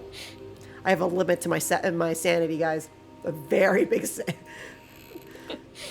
turn left to the red car parked. Red. Yeah, jump scares are not my thing. You know, they especially cheap jump scares. Even when I call them, I still get jump scared. I understand it's difficult. That's all. Can't do jump scares. There was one in Resident Evil 7, and someone clipped it on me saying like that I was calling it was when the lady. The spider lady was coming out of the window, and it was just like way too quiet, and you were going upstairs, and then it was just like, oh, there's a jump scare coming out there, right there. I know that's coming. Yeah, there were quite a few in 7. Yes. It's Dr. Collins. Yeah, oh gosh. I enjoyed most of the Resident Evil. Like, I've played 2, I've played 3. I played 5 and 6, even though those are whatever. But like 7, I appreciated that they were trying to like go for like, you know, a different type of feel for the game, try to make it a little bit more scary. But like I feel like 8 was just a much better job of the same thing. Yeah. Whereas 7, I felt like did a lot of like being shocking for the sake of being shocking. So that was kind of, I don't know. Also, you know, Ethan Winters, I'm not a fan. I was a better fan of him in 8 in Village. Yeah, definitely. Yeah. But I definitely understand what you mean by Ethan Winters. If I'm being totally honest, I know it's his wife and everything, but I would have left her. But I would have just left her. That first instance of the gate with like the horses being in like a different like a cultic position, the abandoned truck, and then you know the house being out of mold, I would have left her. Yep, I'd have said, like, I'm nope, done. That's way too scary. Goodbye. Baby, I'm done. Like I love you, but I'm done. Pikal says, I like Splatoon, but feel like the matches are over too quick. It's hard to coordinate with teammates with no voice chat. Yes, 100%. And honestly, Splatoon is one of those games where I have to play with friends, like a full team of of 4, or else it's like, no way. We're never gonna get anything done. Oh yeah. Am I stuck? I think I'm stuck. Mandatory fun in this playground. Yeah, well, I'm supposed to actually be able to... Aha! No, hey, get me back on here. Get me back. I need to be on it so that I can, like, actually write it. Yeah. And, aha! Okay, so I'm supposed to, like, let this carry me now. And do, like, this mandatory thing so that I can get a trophy. Again, trophies can be amazing, and then they can be what the hell. Absolutely half of the time. And that's the beauty of trophy hunting. Oh my god, I wish my sounds were working, but you'll never see it coming. If you know Persona 5, that's the song. I always have that playing as an alert in my things, and that would have been a perfect point that it's like, you never see trophies coming. You never see them coming whatsoever. You can get new wives. I mean, I agree. Totally can get new wives. Yeah. Anytime. You don't have to sit through a mold-infested house. Or, and all those scary, getting murdered, like, scary. Would I recommend platinuming this game? If you want to turn your brain off a lot of the times I enjoy playing games such as this because it lets me turn my brain off from time to time. It makes me think, okay, I can just walk around, get trophies. Yes, there's a little bit of, collecting here and there, but otherwise I'm able to shut off my brain as much as I want. So I'd recommend this if you're bored. And it's on a sale at the moment, I do believe, or it was. So I'd get this if you're planning to just like kind of do something on the side.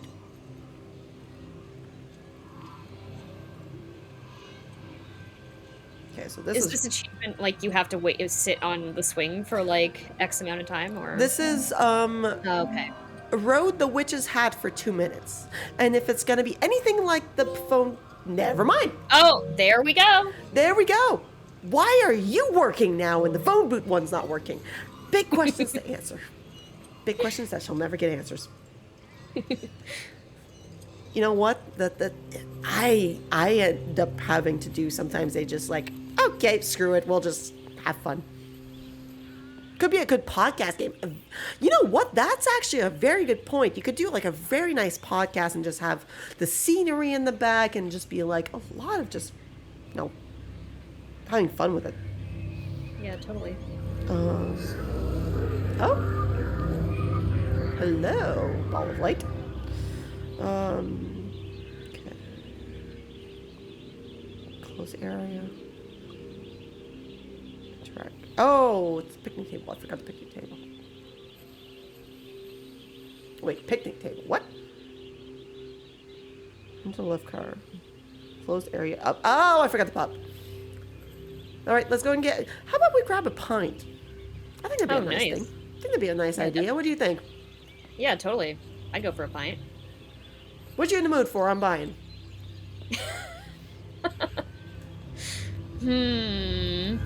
I do like a good Pilsner. Ooh, yep. Wait.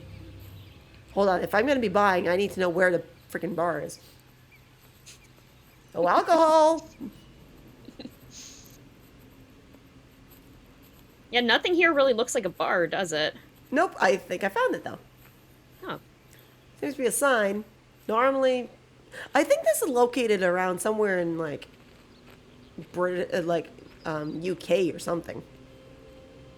Yeah, it has that type of, that feel with, like, old-timey... Yeah, so what are we in the mood for? I think, ale of the day is 50p. That sounds really, really cheap. There's gin. What do we got here? We got a bunch of beer. No, on tap. We got some wine. I do like gin and tonic. Gin and tonic's good. You know what? Coming up, I'll get you a beer.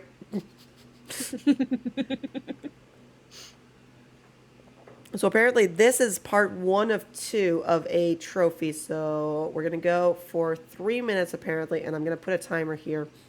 Because there's going to be another pub later on in the game. So for this one, we have to do to sit here. So you know what? We can look at their selection, kind of, critique their style. Doesn't seem like they've got much of a selection, nope. So, 4 stars on Yelp. What's your favorite beer, IRL? Do you drink beer? So I don't drink beer, and yet this will be an absolute travesty. But I lived in Belgium, where they have over 600 kinds of beer, and I did not drink a single one. But my parents actually bought a book of beers in Belgium, and every single time they tried a new one, they would actually put a check mark beside that specific beer. And one that I can say I enjoy drinking from time to time is called Shock Top, because it's infused with orange. Yeah, Shock Top is pretty good. Yeah. I do like fruity beers. Yeah. I mostly go for wine, or I'll go for cocktails. Oh, nice, yeah. We always have our wine, Pico. Every single time, there's always got to be wine. I used to actually have a redeem called Drink with Wino, Hydrate with Wino, and I actually took that off because people abused it. Yes, yeah. I can imagine that has a lot of potential for abuse. Yep. At one point, I even had, way back when I first started, a hydrate with a shot, and it used to be shots of polar bear. I don't know if you've ever had those, but they're so good. Yeah. And that one stream afterwards, it was removed. way back when I first started.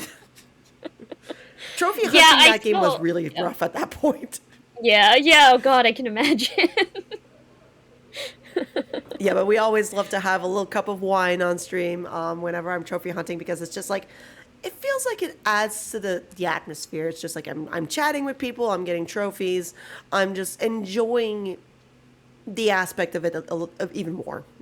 But it's not required to drink, obviously, but it's the first step into the club.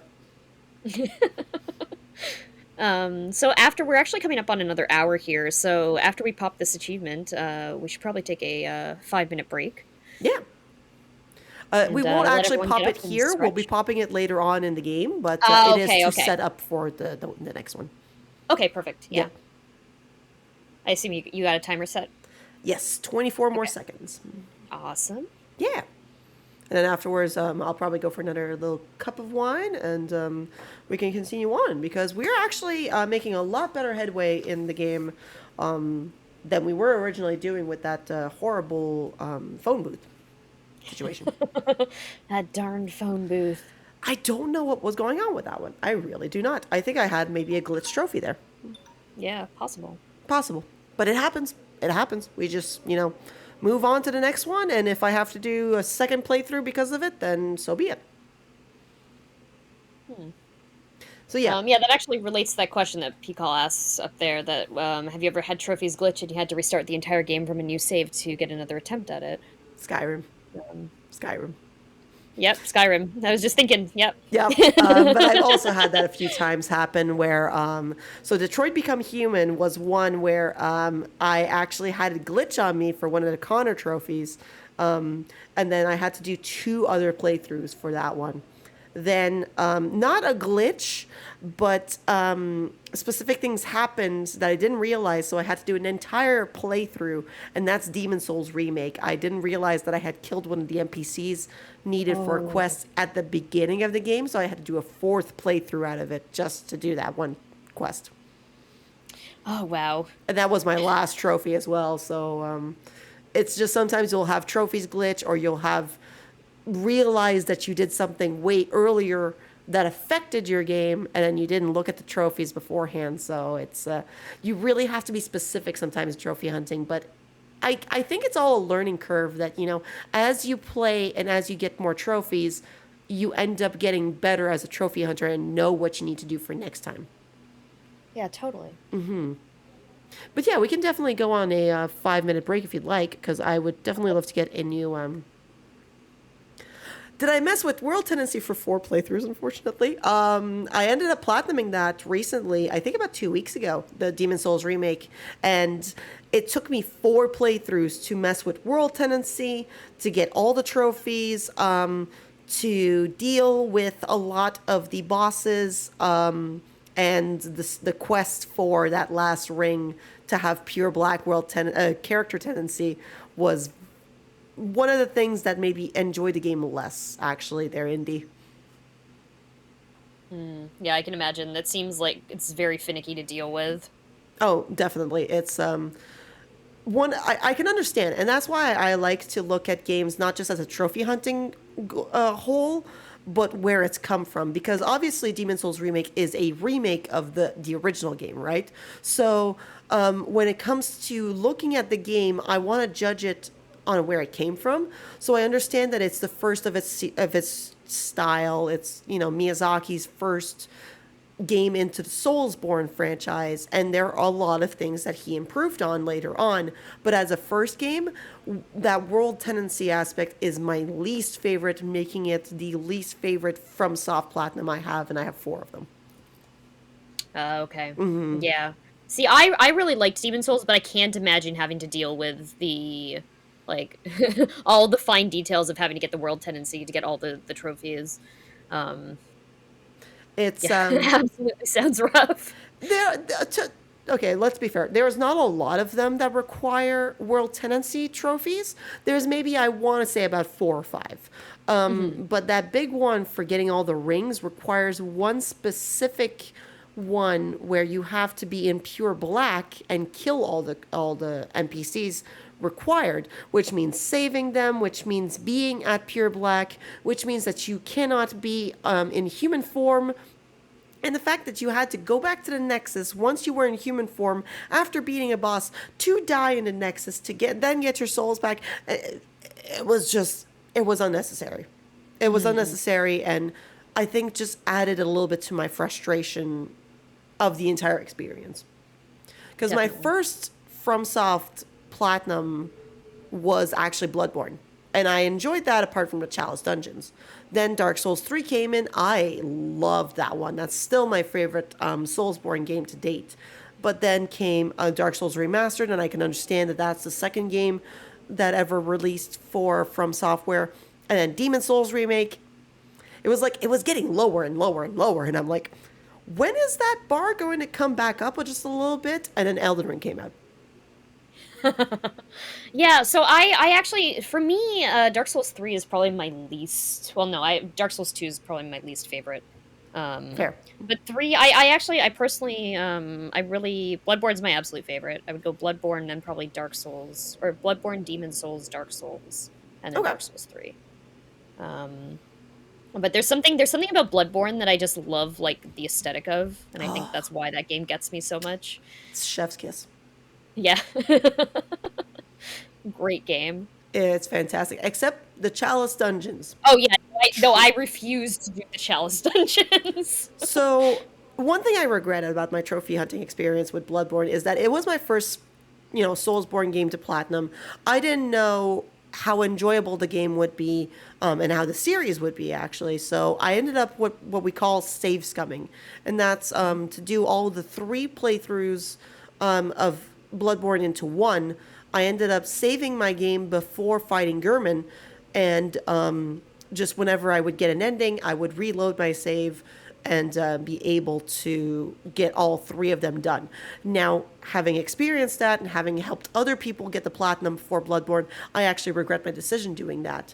One thing that I do not regret nowadays doing is immediately putting in the code for that last Chalice dungeon to go and fight Queen Yarnum and be done with it. I do not regret that anymore. I used to, and now knowing how BS the entire challenge dungeon was, I don't regret that now. Not in the slightest. Okay, we should probably take that break. Of course, yes. Sorry about that. No, it's okay. We started talking, and I'm like, I don't want to call it yet because we're having a very interesting conversation here. I love Souls games. Yes, I think that it's just we have so much of a variety that we can talk about, and it's how can we fit it all in 3.5 hours, Exactly. Yeah. So we're going to go on to BRB, everyone. Of course. I will see you all soon. Please go grab some water and hydrate. Hello, everyone. We are back. Hello, Mortal. Welcome back. Hello.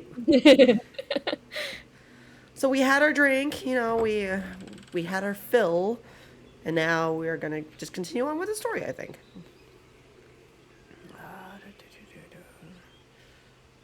Trying to find okay. Rear of the building. Okay. Perfect. Okay, rear of the building means what to them is the question. I think it might be here. Oh, the music's starting up. Right? Starting to pick up just a little bit. Jesus? Are you about to appear?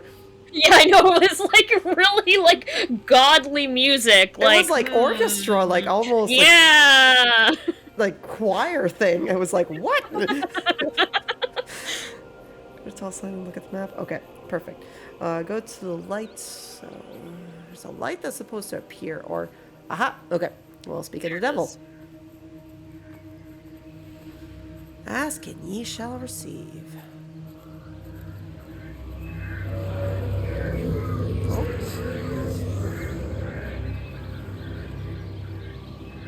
It's like one of those movies that you just see this ball of light and it's like, oh yeah, you're trying to tell me something? Okay, I'll follow you. Leading to immediate danger. kind of reminds me of Ghost Rider also. You know what? That is totally right. Totally right. Okay. Before going left over the bridge. Aha! Okay. So left over to the bridge. For the motion event. You know, the one thing I can say is that their running animation takes too long to appear. Yeah, so I was, didn't really do much research into this game because I wanted to be kind of like surprised. But I heard that originally that you moved a lot slower in this game, and they had to like add things to speed it up. Mm-hmm. It was just unbearable to play. Where's Kate? That doesn't quite surprise me actually at this point. Screw Kate. It's all her fault anyway. That's why I was like hearing mixed reviews on it, because not only were they saying it's a walking simulator, so it was very slow going, but that, you know, they were saying that there were good reviews because the story was really compelling. Follow the light up the steps of the church. Okay, where is the... Oh, there we go. Okay.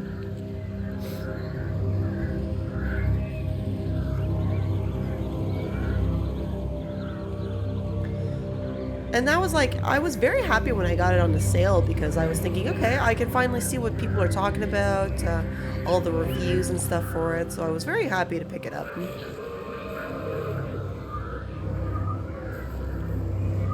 Follow it to the top and enter the church. Are you there?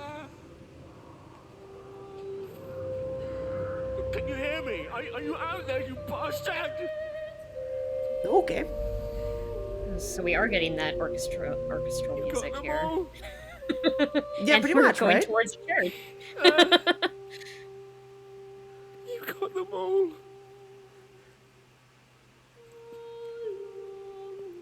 Correct, yes, and I've really appreciated like how different people's takes on these trophy huntings will go. Like some of them will try to do them under a specific allotted time. You know, PlayStation profiles will say, "Oh yes, this game takes 10 hours to platinum," whereas some will say 5. It's very interesting to see which way you'll go about it. Oh. You are still here then. I should have expected that. Is he talking to us, Come the on, then. player, right now? Or is he I talking to almost someone in the feel like past? it, I've got my parishioners to attend to. unless he's talking to himself. Yeah, it's also possible.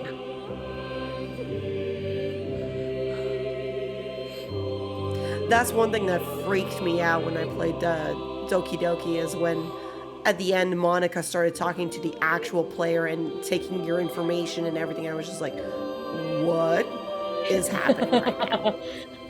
One really fun fact I really enjoyed from that game that's creepy going back to looking at it later is that if you look at Monica's sprite, she is constantly looking at you, whereas all the other characters are not. Really? Oh, I never paid attention to that. Yeah, if you go back and look at like clips of yourself playing it or whatever, if you recorded it, like check that out because it's pretty freaky noticing it going back through and playing it again. That's so... Oh, wow. Okay, yeah, I'm gonna have to look at that because that is insane to me. Yeah.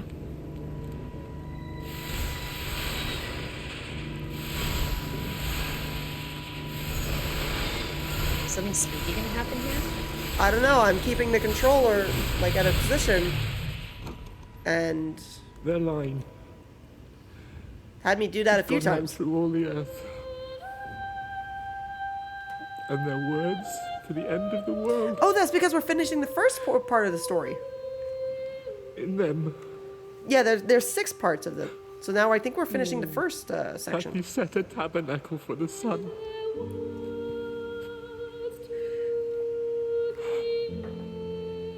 Our Father,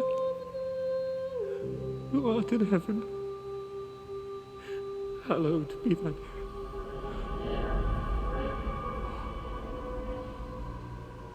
Oh God. What is happening right now? Oh God. Is he getting abducted? At this point, I think that's possible. I think that's possible. Huh. Because there are a bunch of lights now happening. Look at the... Hold on. There's all the lights on the floor for following the big light.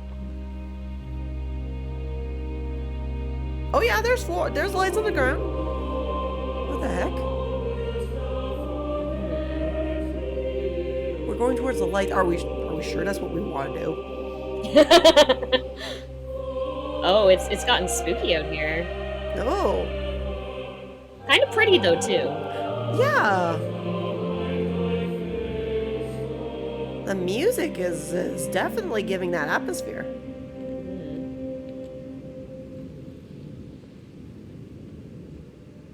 This sort of reminds me of the game on PS5 called Maquette. Yes, yeah. Yeah, I actually platinumed that. It was one of my fastest platinums, I would say. I got it free when it came out, when the PS5 came out, and I actually like the story behind that one. This reminds me a lot of it, except you're not, making puzzles and everything. Yeah, I actually did not get through Maquette because I got too motion sick, actually. Okay, I can see that. Yeah, I was really surprised because I don't usually get motion sick unless I'm playing, like, VR, but, that one, for whatever reason, was really bad. I had to stop playing it. Oh, wow. Yeah, it was very... I don't know if you could remove maybe, like, not remove, but reduce some of the camera motion. Yeah. It was strange. I feel like I want to say, like, maybe probably halfway into it, too, before I had to stop. Oh, wow, okay. But the thing with motion sickness, though, is, like, you don't notice that you're sick until it's too late. I find most of the time. And then there's no recovering from that. I had that happen to me on 2 occasions. One when I was watching Captain Phillips in theaters, and the other when I was actually playing Sparrow the Reignited trilogy. Oh. I didn't know you could remove motion blur with Spyro, so that took me by surprise a lot. Yeah. So I'm supposed to enter the gate and enter the house. So it's probably this one. So yeah, I think the game said we were playing as Wendy now. Yeah, so we're in the second part of this game now. So I think we were following Jeremy beforehand, and then now we're following Wendy. There's a book right here. It's supposed to be like birds. There's another.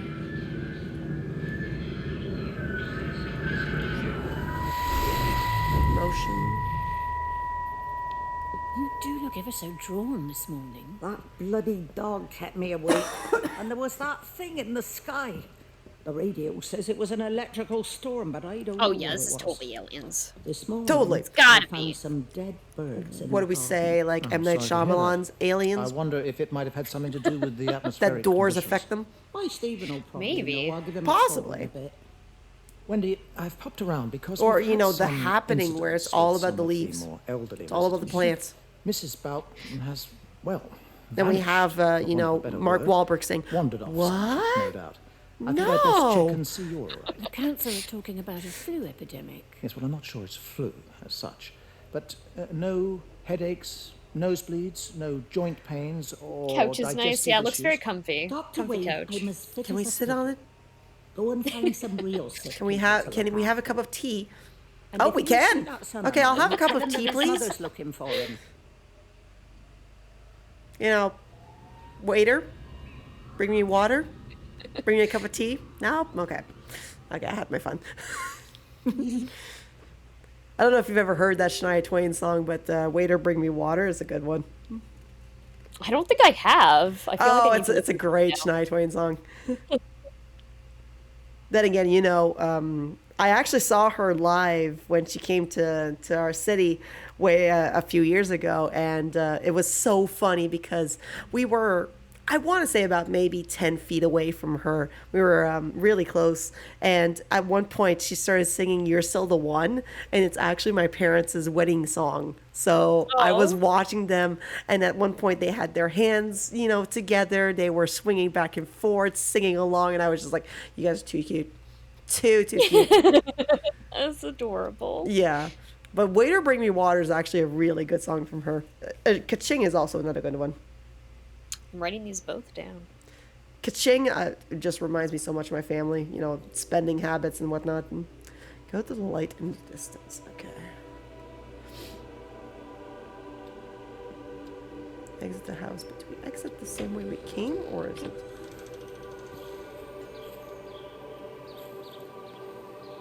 Probably the same way we came in. Unless there's something I did not write for here. I love Shania Twain in general. She actually doesn't live too far away from where I live. About four hours. How much do I have left until the platinum? A lot.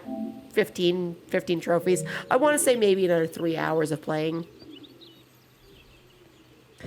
Oh, really? Nice, Cyanide. I actually saw her. She was playing with the Doobie Brothers and Dan and Shay. Oh, there's the light. Okay. She was really, really good, but she hadn't done her new songs at that point. It was all her classic stuff.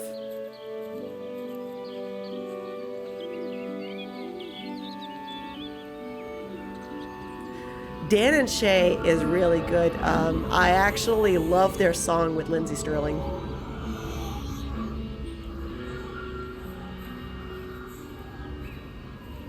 I don't know if you've ever really heard of Lindsey Sterling. I have not. She's an electronic violinist who was on America's Got Talent back in 2010. It's probably that father, Okay. Jeremy. Again, I'm writing all this down. To me, she will be absolutely the queen for me because she is what we really refer to as an underdog.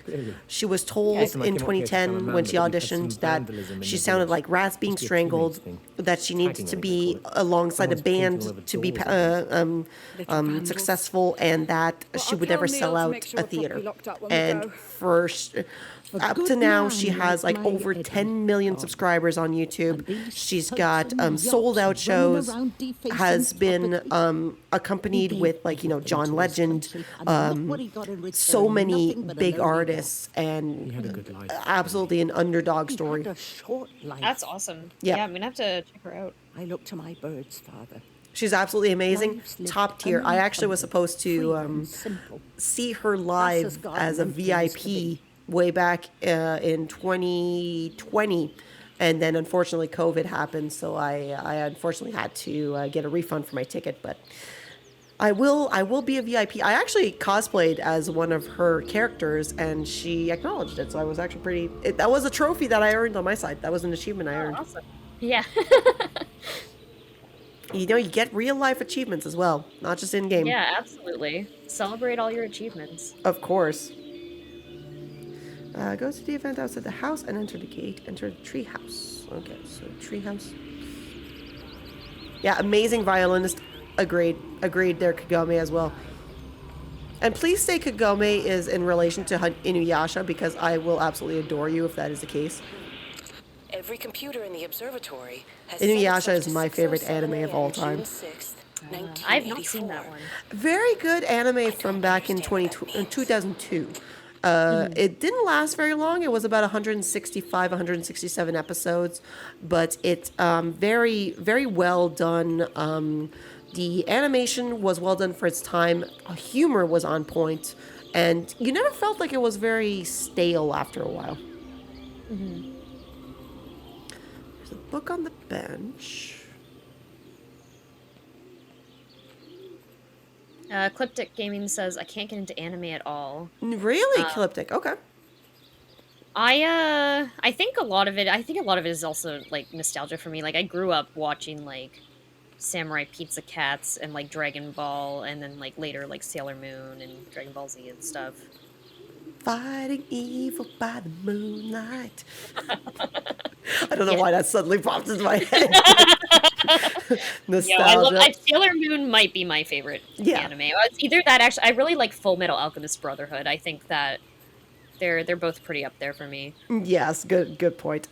So 167 episodes. When we look at, shows like One Piece, Bleach, or even other shows, 167 is not that big when you compare it to now.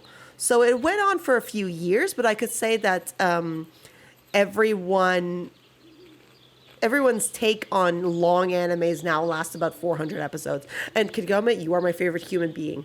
Inuyasha is so amazing. I even have a little statue behind my computer of Inuyasha that I can modify as much as I want.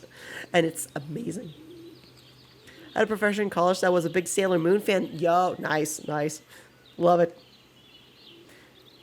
I actually used, back when I was in university, I did my bachelor's in communication, but from a journalistic standpoint, but was able to use a lot of video games as my standpoint for a lot of the topics that we were doing. And at one point I used One Piece to showcase that females were being overly sexualized in media, and my teacher was going to start using it in her classes, and I was like, please don't.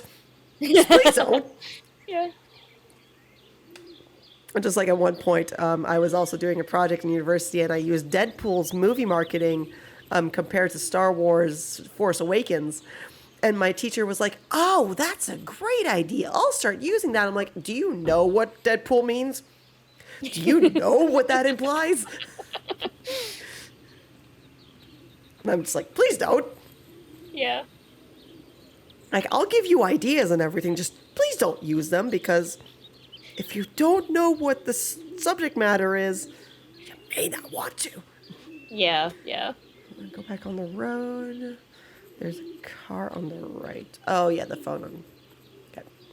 But honestly, Inuyasha is something that I have grown up with and absolutely adore. So the fact that I can find and meet people who enjoy the same things I do just seems like it really, I can get in touch with more people that way. Same thing with the trophy hunting aspect. I was able to meet a lot of amazing people through trophy hunting. Mm-hmm. Am I even going the right way? Yeah, it seems like the trophy hunting community is pretty big. I've actually just casually met a whole bunch of trophy hunters on Twitch. Is it generally a pretty welcoming community?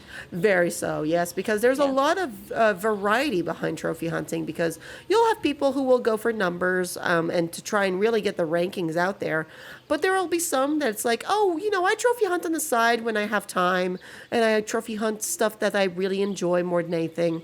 And you'll find some common interest with people. And it's actually a very welcoming community, I feel. It got as far as the Haverton substation before we cut the lines. Just plays the One Piece 100%. However, very long-running anime has an excellent plot. Very true. That was the thing with Inuyasha, is that you didn't have much of the sexuality behind it. You had a little bit of it, but not much. And I think the show ran very well. It even has a sequel now, but it's amazing. Whereas One Piece, you have Nami, who's very big-chested, but great storyline behind her. One Piece is the one that has is it the longest running anime? I want to say yes. It has over I was gonna say over 1,000 episodes, but I'm like, wait, that might not be that much. It's either that or it's Naruto. Oh, okay, yeah. Yeah. Oh, over 900 episodes. Oh, okay, got it. Yeah. I believe it's either One Piece that has that, or it's Naruto if you count the first, then Shippuden, then Boruto, if you include all of those. But I think it's One Piece who has all of those. Yeah. Yet, but we all know that's getting there. We all know that's coming up there. Yeah, it's honestly a lot of pleasantness, because I actually just bought all 6 of the seasons for Inuyasha on Blu-ray, and I just got its second part in on Blu-ray just now this week. So I'm very excited to just binge them all and just have so much fun with it. Great series to get into. Especially, okay, so I may be biased, but I feel like everything from like the early 2000s was the greatest time, and then we kind of went downhill a little bit after that.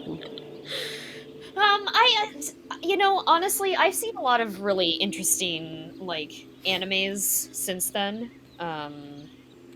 Like, I'm trying to think of what I've seen recently.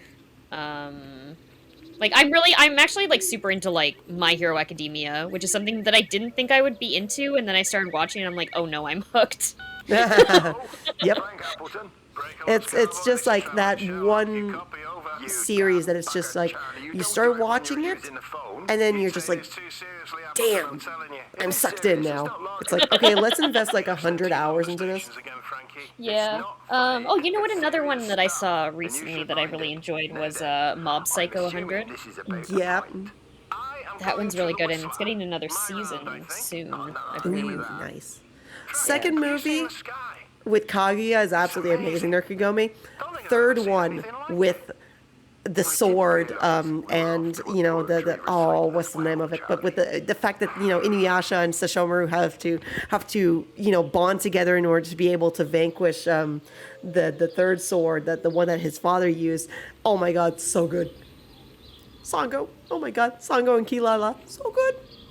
Sorry, I just fangirled there momentarily. All good. Once you start talking about a certain thing that I just adore, I can't stop. I have to force myself to actually stop talking about it. I love listening to people who are passionate, like clearly passionate about the things that they're talking about. Like it's such a good energy, and you're welcome to talk about it as much as you want. Yeah, thank you. I appreciate that. There was a problem with Harvey. He said he couldn't get through to the vet, so I said I'd come home. What do you think about shows that are transformed or like remade for like newer times? What is your thought on that?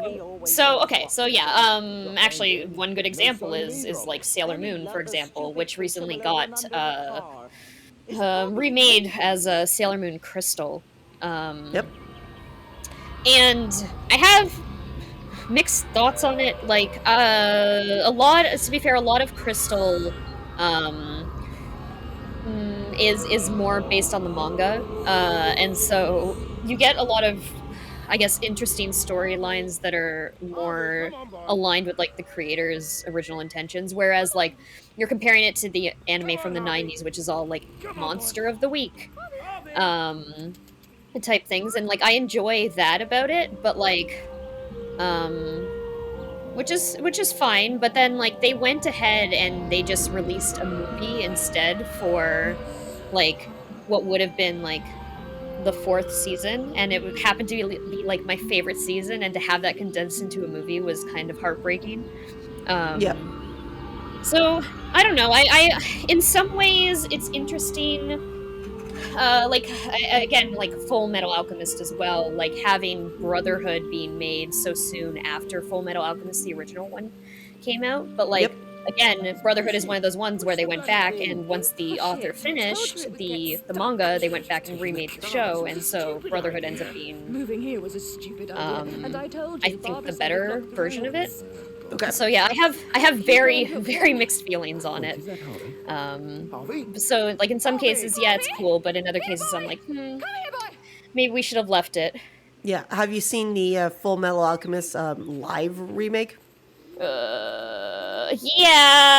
I mean, it was whatever. A lot of live remakes that Netflix does are kind of meh.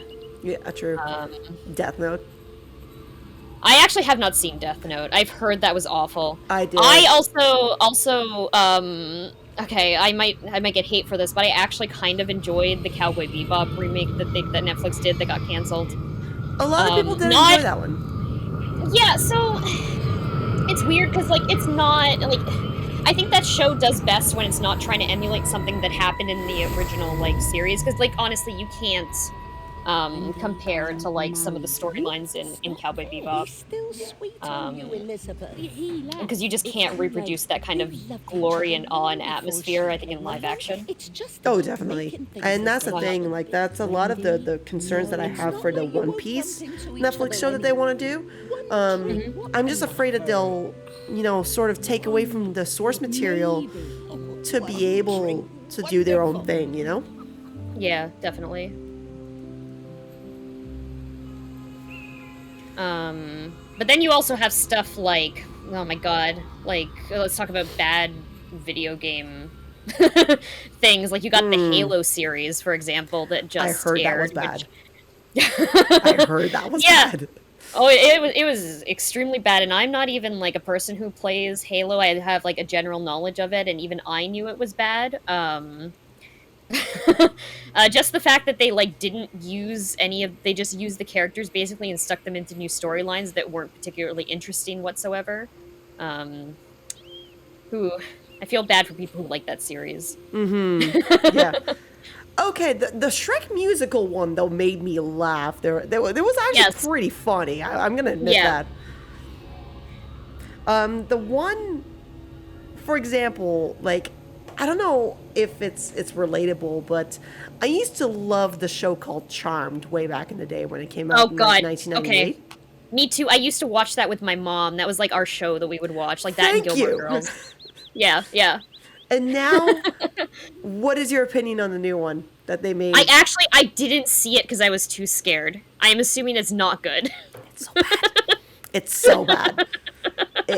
Like, I am one to do a rule of 3. So I'll watch the first 3 episodes and try to have an open mind on what they're trying to do. They butchered it. They just butchered it. That's so upsetting. Thank you, Cyanide. They butchered it. And I was so upset because, like, right now they're trying to do the whole, you know, Peru coming back to life, but with her coming, you know, not coming back to life, but dying so they can get a new actress in. And it's like, you're not making it good. You're using other features that are, it's horrible. Your life is better without it. Came on one right before I had to go to Kagome. I hope it got canceled anyway. I mean, it's still going on my end. I don't know if it's really canceled, but it's still apparently going. Okay, leaf down. Promotion event, did that. Leaf down, back to the road. Go to the bus stop. Oh, right. Oh yeah, I watched the Assassin's Creed movie when it came Oh out, and my it was God. so bad. I didn't know there was actually an Assassin's Creed movie. I don't know how I missed that. And there was, and I was quite disappointed by it because I've platinumed several of the Assassin's Creed games. I quite enjoy that series and think that they did a really good job of bringing historical people and values to a game that is very much fiction. But the movie destroyed almost any potential that it had to carry on what the games did so well. And that's the same thing almost with the, from what I hear, the Uncharted movie. Because the Uncharted movie... that was bad. Wasn't really that bad. I haven't seen it yet because, as are you, I'm very afraid because I love the Uncharted games. Yeah, like I didn't play Uncharted, but I watched my partner play Uncharted games, and so I know I generally like know what that game's about and everything, and then just like the movie was just like it was so bad. Like I don't know, I like Tom Holland, but he does not play a good Nathan Drake. See, and I think that he could have done a really good Nathan Drake, but Nathan Fillion, on the other hand. Oh, yeah, I know, right? Get Nathan Fillion to play Nathan Drake, and that is the best thing you could do. Mark Wahlberg is no Sully. No, that was terrible. Also, yeah. That is no Sully whatsoever. You're playing Brotherhood right now, Clip. There's a joke in Brotherhood that's totally related to Ubisoft Montreal because, Ezio at one point is bringing a prisoner, quotation marks, to the camp that he's trying to infiltrate and kill all the people, and they're like, oh, I don't recognize your accent, where is it from? And he's like, Montreal. And I'm just like, what are you doing? I did their Cyanide. It's so good. That's why I wanted Nathan Fillion to be Nathan Drake. But they did a Tom Holland because they were trying to do the beginning of Uncharted 3 where he's like a younger version of himself. Mark was originally hard to but even no. Oh no. Oh no. We do not put Mark Wahlberg as Nathan Drake. Oh no. Oh God, no. I'm sorry. I try to have an open mind, but that does not compute. It does not compute. I will say my favorite video game movie is probably the live-action Phoenix Wright movie. Which, if you haven't seen that and you're a fan of Phoenix Wright at all, I highly recommend it. Wait, they made an actual live-action one? There's a live-action Phoenix Wright movie based around the events of the first game. Interesting. Yeah. Okay, I enjoyed the first game. Very funny. Yeah. And it does a pretty good job. It's Japanese, but there are subtitles. Yeah. I really enjoyed that one. But I'm also a very huge Phoenix Wright fan. I'm currently on episode 4 of Just for All, and I did not enjoy episode 3. I thought. Wait, hold on. Justice for All is the second game, yes. Correct? Is episode 3 the clown? Yeah. Okay. No, me neither. That one is probably, I would have to say, the worst case in the entire trilogy. Yeah, it's absolutely bad. I actually had to skip it. I pressed the skip button the entire way through, and I just used a guide for that one because I just could not. Yeah, it's especially grating to deal with Moe's testimony throughout that whole thing. Like on a replay through, it wasn't as bad, but I remember being so incredibly annoyed and frustrated with that whole case the first time I played. Yeah, I actually was recommended Phoenix Wright by another friend of mine who coincidentally gave me Doki Doki, and there's some of the cases that I'm just struggling to find the sense behind it, really, and that one particular was really tough for me to be able to actually not skip it, but I had to in the end because I couldn't get through it. I just could not.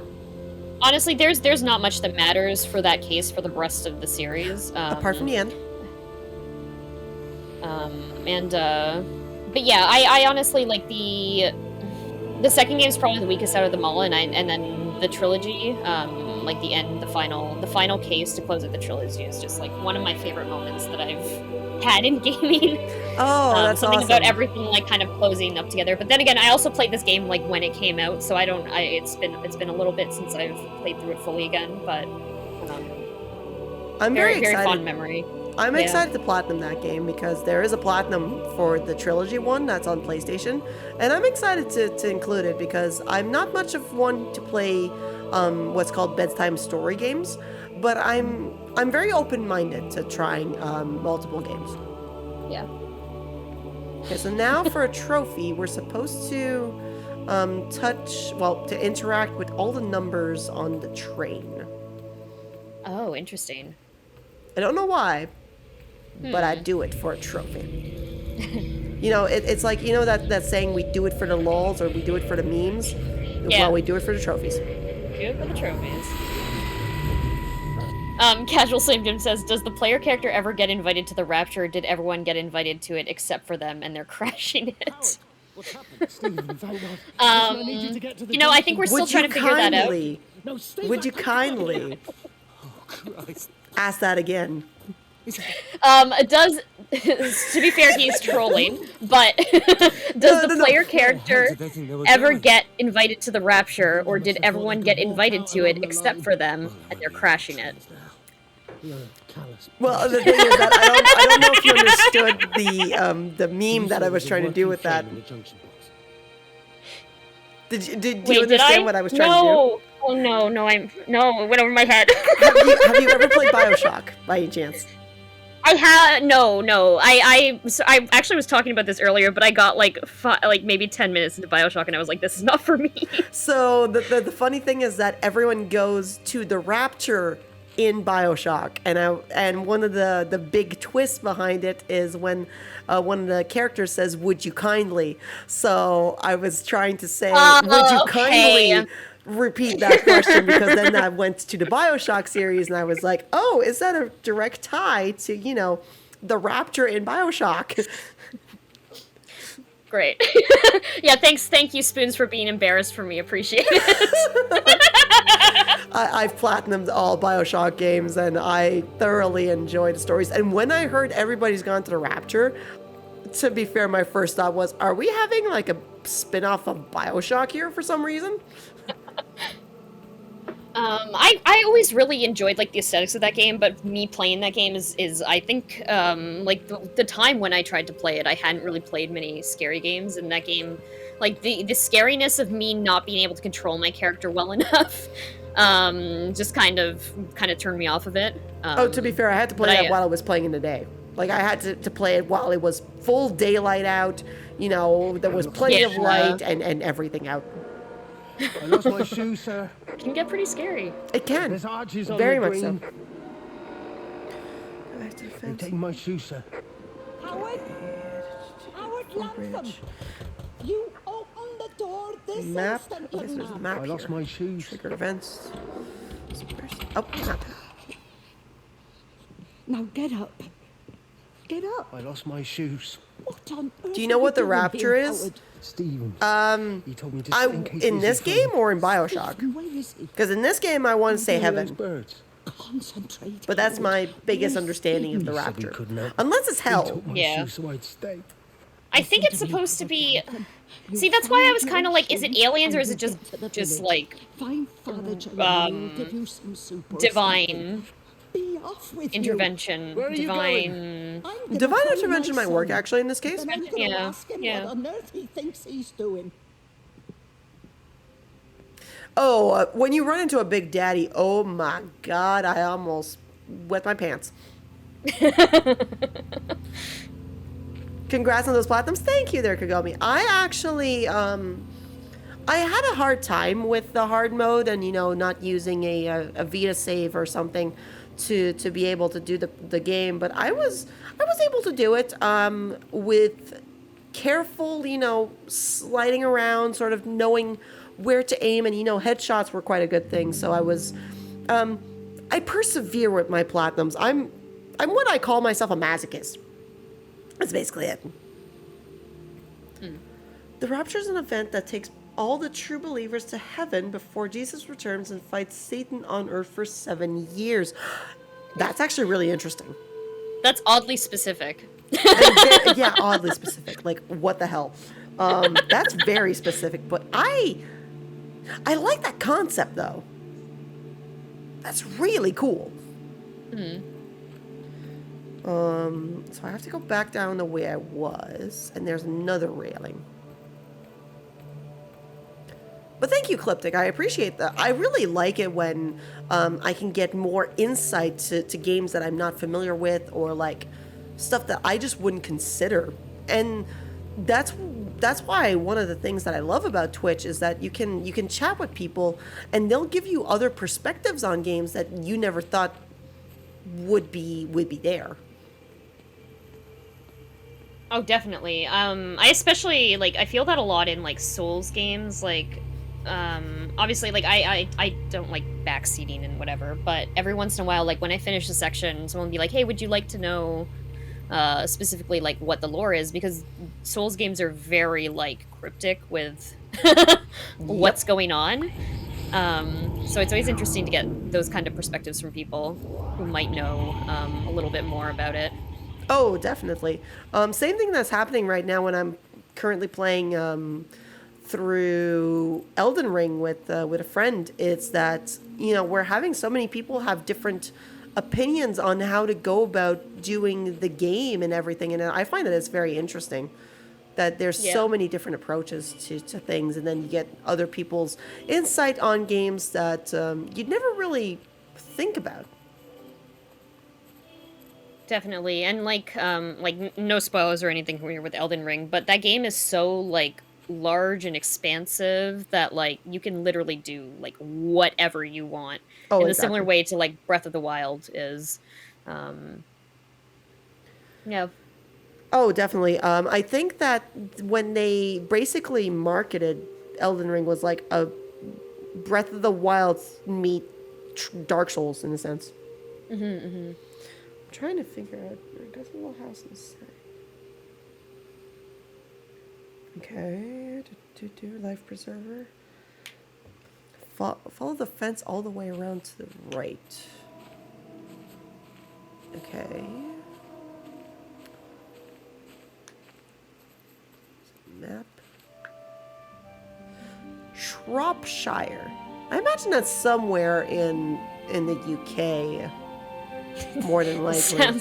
sounds very UK. It sounds very much like it, yeah.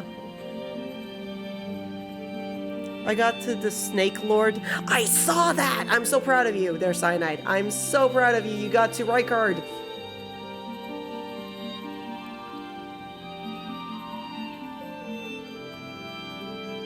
Big daddies are like bees, they're only aggressive if you attack first. Is that actually...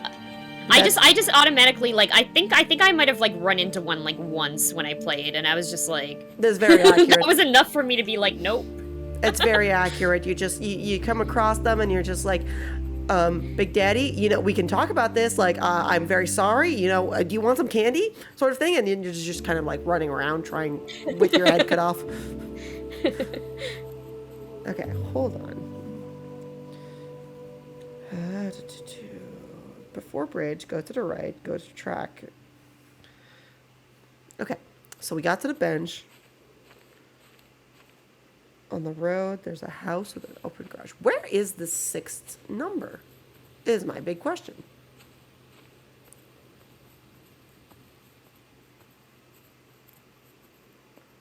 There was apparently a 6th train track. I might have to go back a little bit and see if I missed anything. As a child, I wasn't at home that I refused to go to Catholic church. I was something I had to do what they called the culture hour. Oh, that's really cool, actually. Not gonna lie. I like that. Like learning about these different religions, and I think just talking with people in general just gives you a different feel for all of these things. Oh, I don't think I discovered that. Fancy seeing you here. Oh. Is everything all right, mate? I actually was able to use BioShock Infinite in one of my university projects to showcase how different views are shown in media, and especially in video games, because there's a lot of racism implied in BioShock Infinite. I actually only just found... weirdly, I was having a conversation about BioShock today in my chat. So I learned about that today. So weirdly, good timing, I guess. Yeah, it's really fun. I have to accept it. I know. But she doesn't belong here. You see that? Yeah, I watched a playthrough of Infinite, and I really enjoyed the section with like all the covers of old songs. Yep. That were in the game. I thought that was super interesting. So, like, what's your opinion on like games like Fallout, where it's so open world but uses kind of elements of BioShock in it? I don't like her. Fallout is a game that the most Fallout I've ever played is probably 4, and I've heard that one is very different from all the others. Generally not my type of game. Like, in terms of, with open world games, I feel like sometimes they're too open-ended, and I don't have the patience to kind of go at them. But then again, you know, I'm playing Elden Ring right now, so... Yeah. I guess it's mixed. A lot of what I decide to play is just like, do I think this game has mechanics that I'll like? Do I think I'll get too frustrated at this game? Yeah. Yeah. No, that's very fair. It's also with very much your own casual play into mind as well, because you don't want to go about a game where all you know is that you're going to be frustrated, correct? You want to go about it and be very casual, relaxed, happy while doing it. Yeah, you'll have your moments of, you know, being annoyed or even frustrated, but that comes with the territory of any games, right? But You want to have just those moments being like sprinkled on, not throughout the whole thing. Yeah, exactly. Like a little bit of stress in a game, like example for like a Souls game, like to take a little bit of time, a few hours, maybe even if you need to fight a boss is still fine. Because I'm still enjoying it, and especially if the boss has like an interesting moveset or good music, you know, I'm super into it. But there's games where that kind of grinding is not fun to me. Yep. And of course, you know, different things for different people. I know people who love grinding in games. Yeah. Yeah, I would say that grinding, if you enjoy it, A+ for you. For some, it's just really not enjoyable. Yeah. I'll take my grindiness specifically in certain aspects, not in every single one. Yeah, that makes sense. House with an open oh, yep, I see it. Yeah, basically any game that requires like crafting, I'm like, no. Please, I hope the crafting is optional because I don't want to do it. I mean, in Elden Ring, you have to do it a little bit, but not too much. Yeah, I really appreciate that it's not like a major thing in that game. About taking over your music, but Yeah. is your dad I had kind of the same questionable thing when I was playing Last of Us Part 2, because while I knew the game was very much centered on controversy, I still wanted to try it because one of my friends was saying, oh, you know, you haven't played it, you can't have an opinion on it, and I was like, you know what, you want to bet? Hold my beer. And was very much going to say, okay, I'm going to have it as a milestone, I'm going to make it my 125th platinum. Did it? Did not enjoy my time with it. But saw where it could have been had potential. You finished? Definitely, yeah. Grab that bloody case and let's get moving. Because there are pros and cons for every game, right?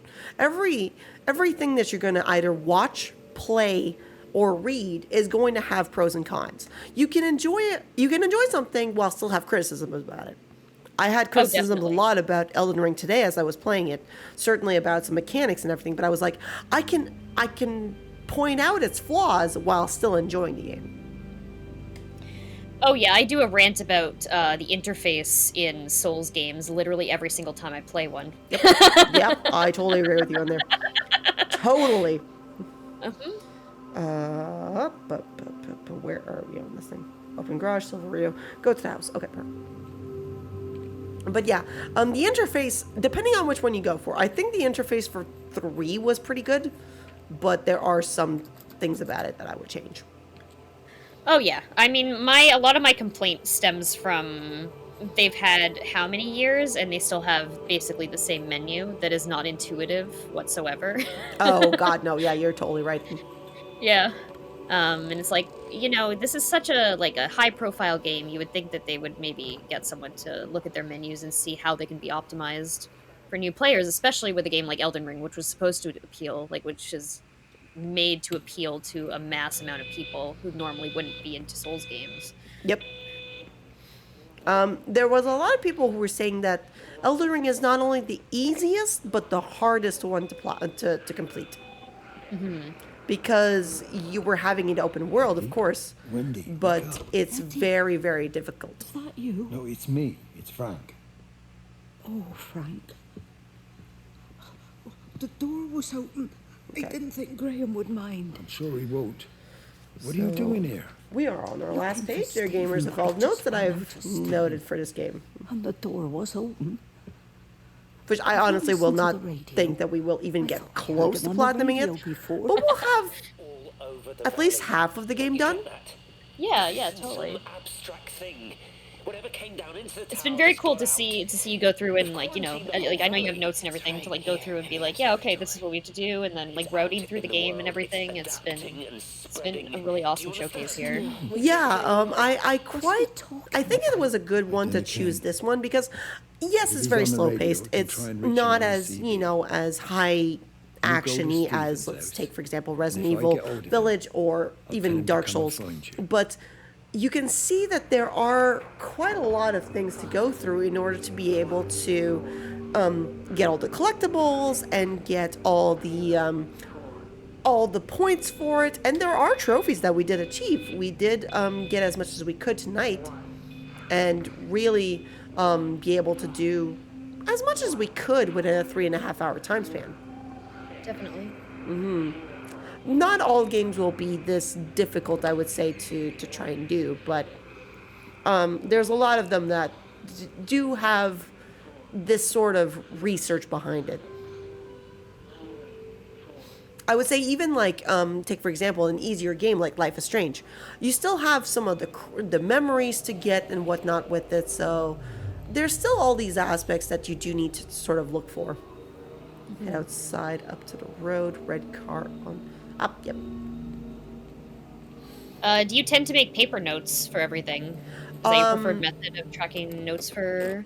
Not specifically when I'm, like, streaming by myself. When I'm somewhere else, I will try to do so, just so that I don't end up going from one site to the other and then looking away and stuff. But when I'm on stream and stuff, I'll always have, like, PSN profiles or something open so that I can see the images and stuff like that. Yeah, totally.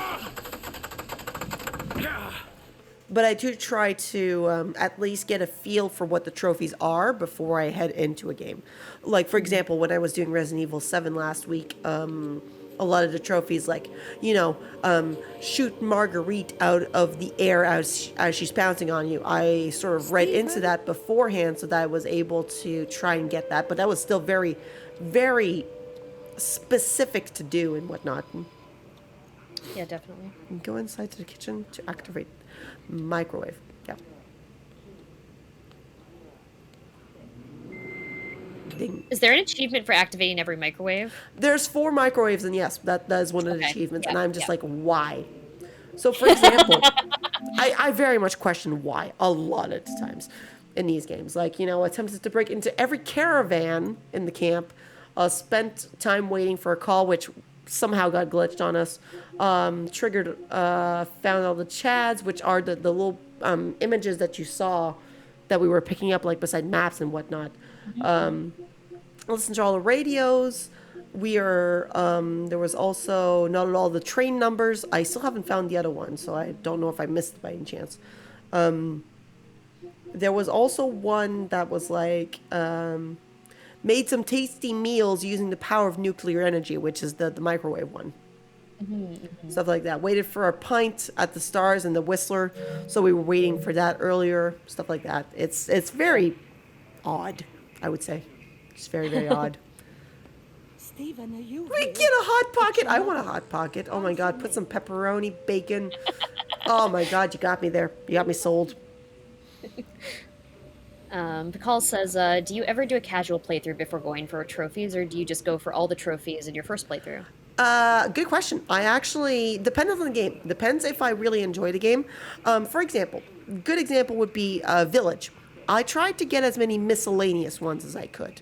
Looking at the trophies before on, I was like, okay, shoot 5 crows out of the air, stuff like that. I tried to do that in my first playthrough, but still went about it casually. If I grabbed a collectible here, I thought that I would have all of them later on. Turns out I didn't. I'm like, okay, I'll do another playthrough. I really enjoyed the game. I'll do another playthrough just for those collectibles and go for that afterwards. So normally my first playthrough is very casual, unless I'm really going for trophies that first time around and don't like the game.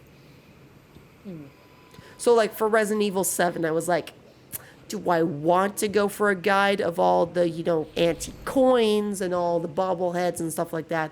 But I was like, nah, I'm just gonna go for it casually and then just enjoy it. Okay, bye. Oh, excuse me. Go back downstairs. Look on the left before going upstairs for the radio, monitor, TV, and the map. Yep, that's right. Radio. There must be a logic to the pattern. It's shifting in response to me. I would like to say that I am one of the people who is still learning as a trophy huntress. It's the only explanation. A lot of people, as such of my friends, are very high trophy hunters where they are currently. The first one I can think of is Cliptic. And they know exactly, like, if there's a game that they really want to do and just get all the trophies their first try, they'll go right for it. They'll spend all day on it. and everything. I'm still in that in between from being a casual trophy huntress to being one that really wants to go for ranks. So there's still a lot that I have to learn from my friends, but I feel like I'm learning every day almost.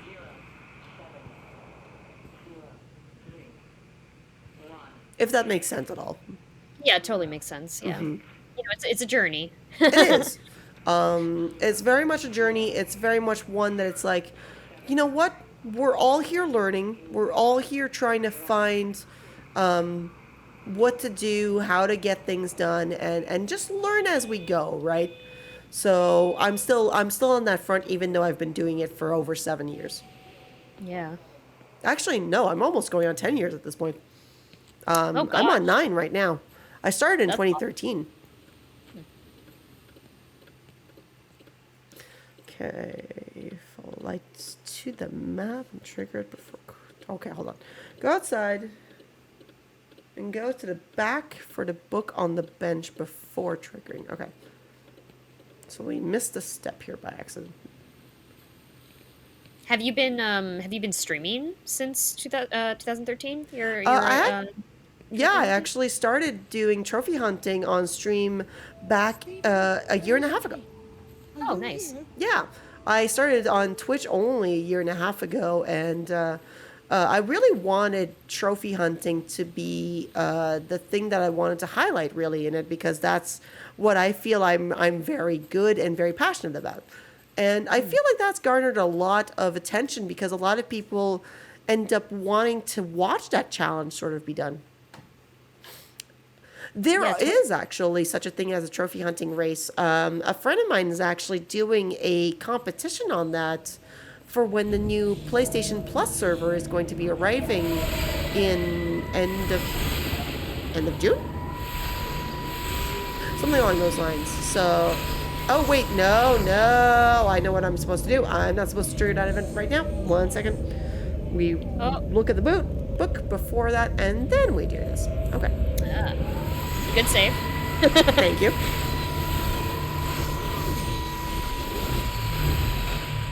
But yeah, there's a lot of people who will go for fastest platinums. PlayStation profiles will actually show off who has the fastest platinum for each game. And there's such a thing as races of how many people can get how many platinums in X amount of time.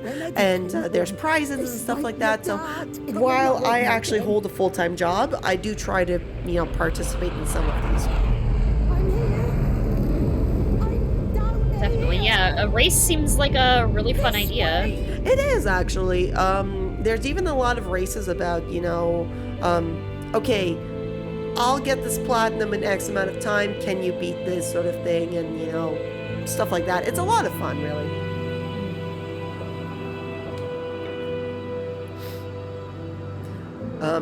I'm even part of, on my Twitch account, part of the Trophy Hunters team through Twitch, and a lot of people have done these sorts of races, have done all these platinum hunts and everything. It's really a lot of fun. The music is very good in this game. I will give it that. Oh yeah, totally. I really like these sections as well, with like the paths with the lights and everything to the final. It's really part of the aesthetically story. pleasing. Yeah. Yeah, it does remind me a little bit of Maquette, with when you were trying to like begin and end some of the sections. But I also really liked Maquette because it had Bryce Dallas Howard, who was Victoria in Twilight Saga Eclipse. Oh. And also she's in Jurassic Park.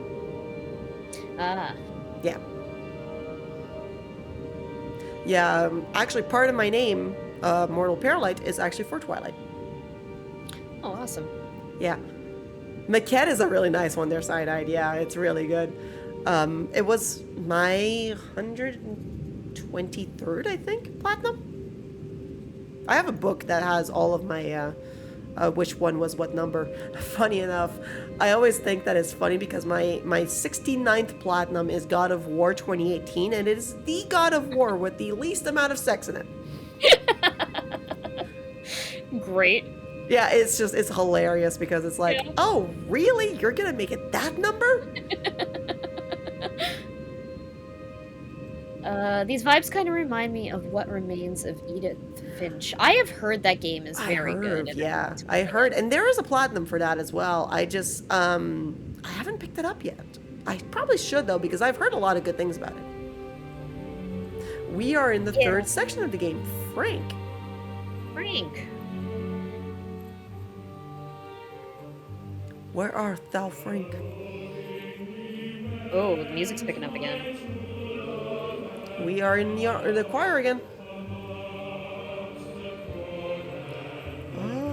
Follow light to the map. Okay. And trigger it before continuing to follow the light to track it. Okay.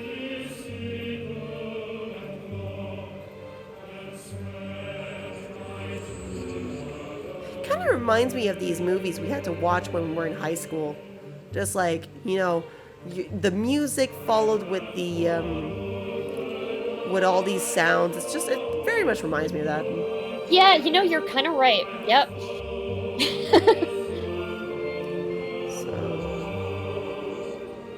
Event at the tractor. Okay. Paul says the people who made this game also made a game called The Unfinished Swan, which is another one that I have heard good things about. I think that's the one where everything is like white and you have to paint it. That's actually pretty cool. That sort of reminds me of Crash Bandicoot 4, which I'm currently trying to platinum as one of my hardest platinums to get. There's what's called the sorry, Frank. excuse me, the inverse gems, and one of the sections is that you have to paint the world that you're currently in by bouncing on boxes. So that sort of reminds me of that. Sounds pretty great. I've never played a Crash Bandicoot game. Don't. It'll hurt your thumbs so much. To be fair, the only games I could say from memory that have caused my thumbs and my fingers to become numb for days are Crash Bandicoot and Hollow Knight. Oh, yeah. Yep. Because I don't end up using the analog stick like a lot of people do. I end up using the D-pad, and it does end up making my thumbs so numb for days. Yeah. The one game that has bothered me, I think, more than any other game in terms of like quick finger motions has been Hades, which I love that game. I platinumed that twice. It's so good. But I was trying to learn to speedrun it, and I had to I submitted a run, and then I was like trying to play again. I hurt my hands, and I was like, okay, well, I think I'm done. As much as I love this game, I don't think I can speedrun it. How is speedrunning that game? Actually, that sounds really interesting. Fun. I was really enjoying it. You basically pick any weapon, and the category I was running was any heat. So you kind of can choose different types of heat to activate that kind of speeds things up for you. You can make the enemies more difficult, but they'll die faster, for example. I super enjoyed that game. It was really cool to learn how to make quick decisions, to be able to pick which room to go to pick which upgrade to get. Yeah, it's a pretty fun game to speedrun. Nice. I just wish my hands would cooperate with me a little bit more. Yeah. That was a thing with the Kingdom Hearts 2 when I tried speedrunning that. I was like, oh god, maybe 4 or 5 at the bottom of the speedrunning list. But it was just getting my fingers to cooperate with, Valor forms and all that stuff. It was very interesting. But I've platinumed the Hades twice. Actually, my first platinum of 2022 was my second platinum for Hades, and it was just a great way to start the year. Hades, I think would be an interesting category to run for a speedrun. No wonder your sister won't talk. Yeah. What's your favorite weapon to use? Oh, fists. Oh god, fists are so good. Who's your favorite boon? Oh god. Okay, so personally, I know this isn't good for speedrunning, but I love the ice turrets that you can cast. Oh, with Demeter, yeah. Yeah. That is one of my I love it when you fully upgrade that along with some of the other perks you can get for it. It's really fun, but not very efficient for speedrunning. It's it's been like a while since I played last, and I'm trying to think. I liked Thunder Boons. Oh, Zeus is good, yeah. Yeah. If you mix Athena with Poseidon, you basically cannot be stopped. Yeah, Athena's really good. I really like playing with the bow and the casting bow, the one that you can like cast and it gets stuck in them and then falls out. Yeah. It's really good. It's such a good game, and that game like it's so there's so many voice lines and there's so many unique stories in it that like you could be playing that game for like forever. Oh, of course, yeah. Yeah. And also, didn't it win like Game of the Year or something? Or what? No, it was a contender for Game of the Year, and unfortunately, Last of Us 2 won. Oh, was that what happened? Okay, yeah, Yep. I guess that makes sense. That's too It bad. was in that year with Final Fantasy VII Remake, Ghost of Tsushima, and Last of Us 2. Yeah, that's a tough roster to compete against. I'm gonna have a very controversial opinion here. I do not think Last of Us 2 should have won Game of the Year. Yeah, especially with if Hades was competing against it. Yeah. Yeah. Yeah, Uchi says you literally don't need anything other than Splash Dash. You do not. Yeah. It's so good.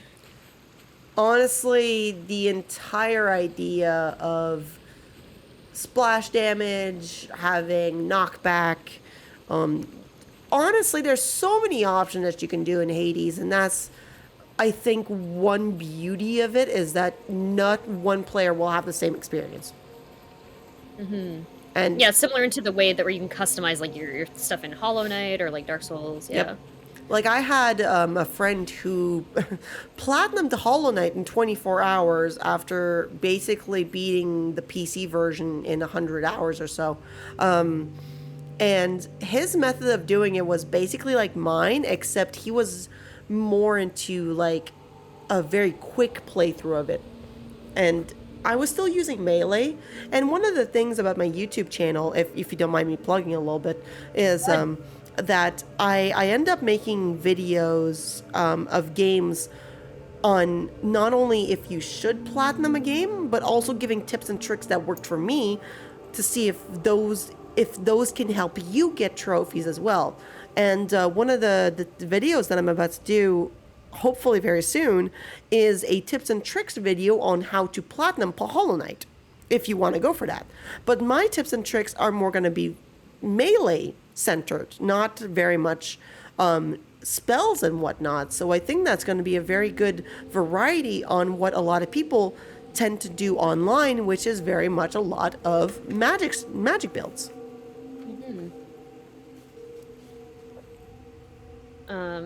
Indy says, I'm still waiting for that Hercules DLC for Hades. I want that. I would love that. Can we please have like a Hades, but like a Hades DLC with Hercules, but like Hercules from God of War 3, please? Please? Like that was not enough of Hercules in God of War 3? Pakal says Hades is a good game because he lets you pet the dog.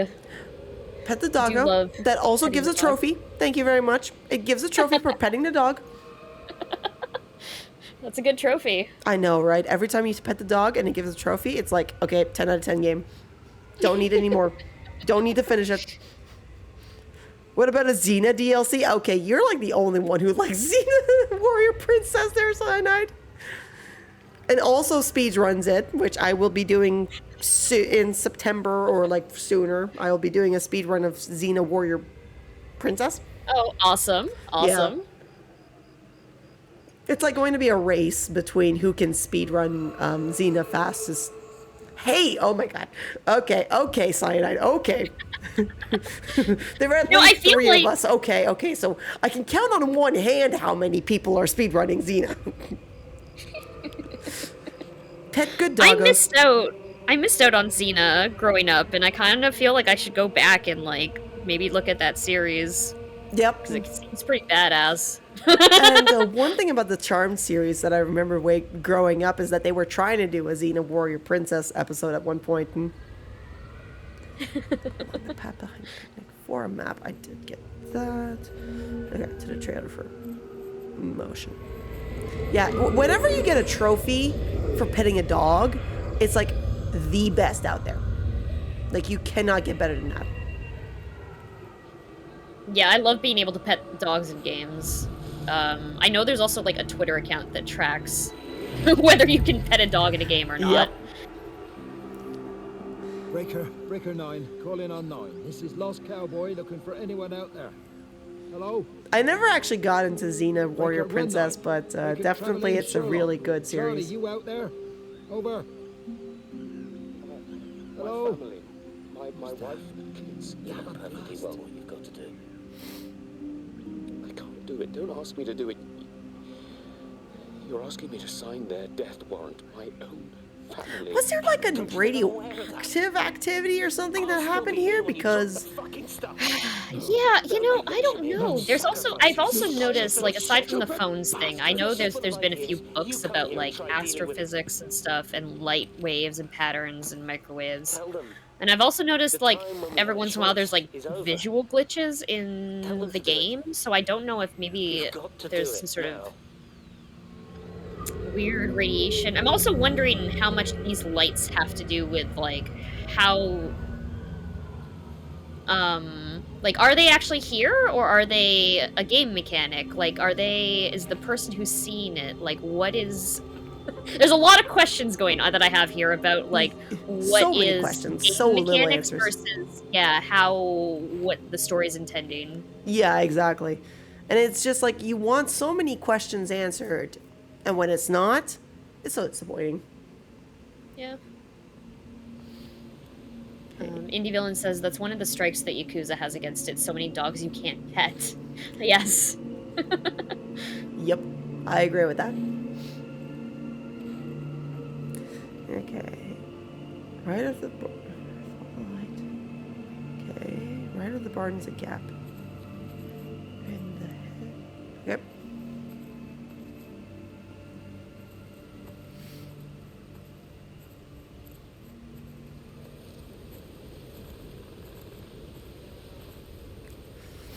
I see that we haven't really had to use our run feature yet. I've actually been using it. That's what's sad. Oh, this is the run speed? Yeah. Oh my gosh. Okay, wait, never mind then. Yep.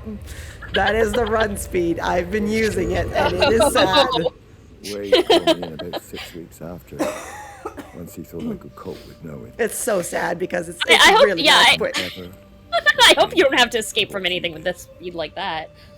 I don't think there's anything like a good woman, Frank. to escape from. I think you're just actually finding pieces, but it's just... You should come back to church. Why? Back to the community. Why can't you just make it a little bit quicker? I hate him, Father. Just a little bit. I can't get down on my knees and pretend Has a otherwise. dog percent speed run? What? I don't understand why you don't hate him too. I want that. I want to watch that. I want to watch that speed run. Goes against the job description somewhat. Pico, that's like the Faith best. is the assurance of things hoped Best for, out there. the conviction of things not seen. We have to trust him, even when his methods are hidden from view. Maybe see you on Sunday. And that's what really upset me about The Last of Us Part 2 is how much they were mistreating the animals in that game. Oh god, yeah. I know that there's that one section where it's like it kind of forces you to murder a dog, and it's like, didn't want to do that. I honestly, I cannot stand, like, especially like even Souls games, for example, like fighting animals in that game. I am not for it. Nope, yeah, not I don't for care it. if it's a video game. It's like, oh, come on, please don't make me fight animals. Honestly, it's probably one of the worst parts is when you're forced to actually fight an animal, and it's like, it's not required. Like, leave animals alone, really. Yeah. Hold on. Right. Oh, hold on. Wait. I'm getting lost in my own notes here. What? Show trailer right of.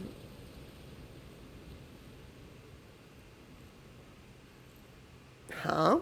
I think I missed my own part here. What? End of the path, but there is no end to the path. Yeah, I honestly think that it's like, is it because they're trying to go for shock value in games that they do that? I wonder. Yeah, probably. I would guess so. I mean, More I've than seen likely. people be upset about it, that it's like, maybe make it an option in the game or something, or just make it something so, if you can just avoid it if you want, or like, just, I don't know. Like, don't force it on players. Yeah, don't force a player to have to do it to progress in the story. So true.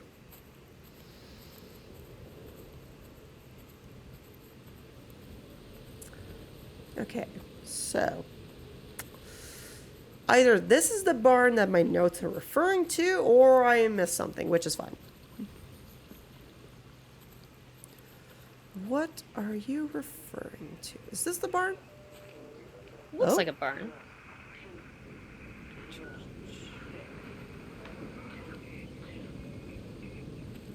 Oh god, we're at like walking speed now, and that's just atrocious how slow it is. So slow. I hung up on Stephen. He doesn't understand. Even if he were here to experience it directly, I'm still not sure he would. There has to be a way of consolidating, of offering reciprocal amplification to the signal. Okay. Reciprocal amplification. Wait, what? It's very Are they being confusing in controlled by terms. it? Yeah. It's extremely confusing sometimes what they're trying to say in terms of the story, and I'm just like, you're trying to make this so much more confusing than it's needed to be. Yeah, I wonder if that's why this has mixed reviews, like aside from the walking running speed thing. Yeah, it might just be like, it's really, really just short on explanation, basically. You have to piece it together. Yeah. Oh, wait, no, that means we're in a Dark Souls game. Oh, God, no.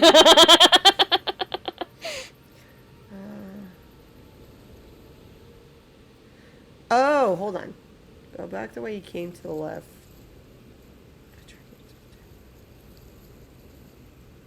Oh, I missed a step. Hold on. That's what we're missing. Okay, I went right when we should have gone left. Okay. This is why I need a GPS in games. Oh yeah, especially in this game that doesn't really, like, I mean, there's the map that you can, I guess, refer to, but it's not really that useful. Or like the map that you stop at. Yeah, because otherwise there's really not a map. Yeah. Funny enough, my mother will not actually come with me on trips unless there's someone else giving directions. I got us lost on the train and so many times that she's actually just made it so that it's like, nope, she's not a GPS anymore.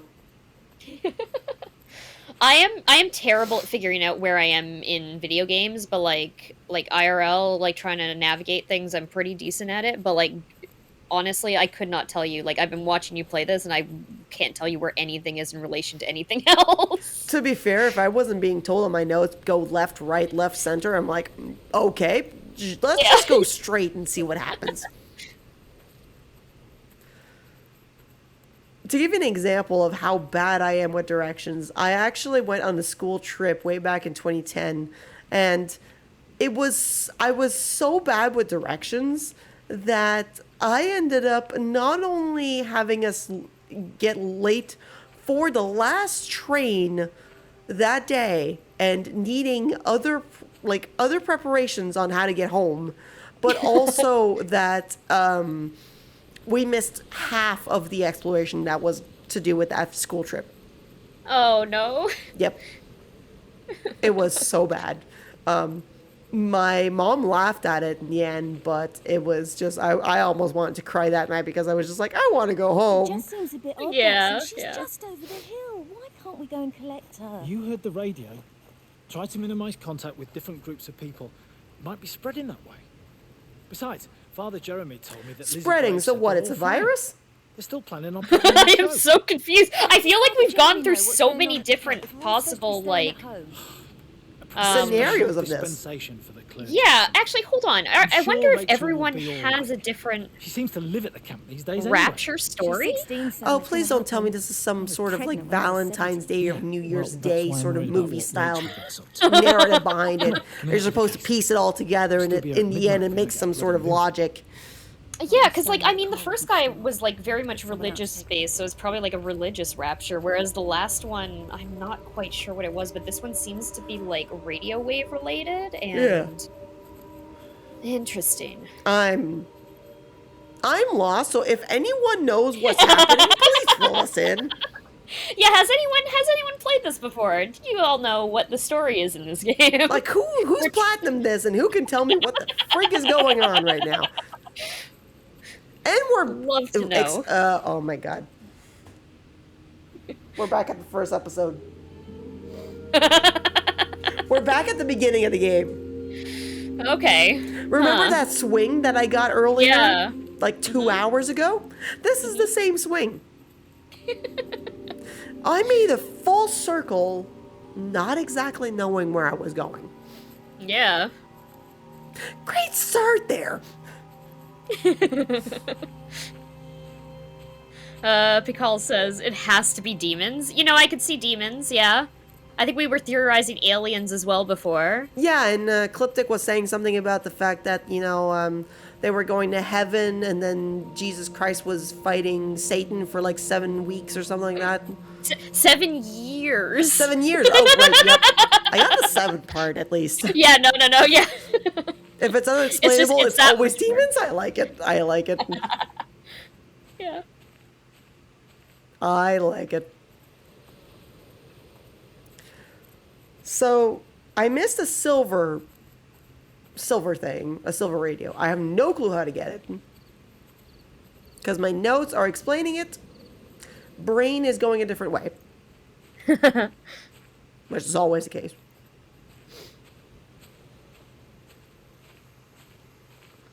Unless... Is there a...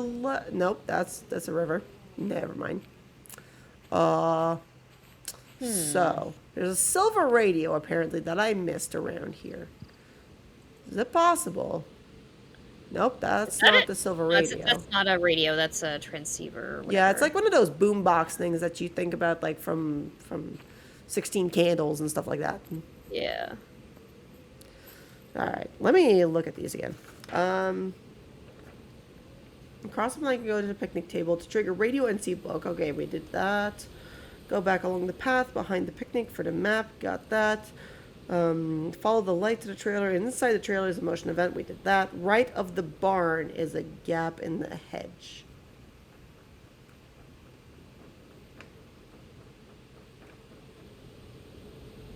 What if we went left instead? If we went over to... Oh, there's a barn. Oh? Oh, yeah, that looks like a barn. Go towards there. We got lost so many times anyways, we might as well just try another path of going, getting lost. Right? Yeah. Why not? Exactly. What is it, that expression? YOLO? Is another one? Yes, YOLO.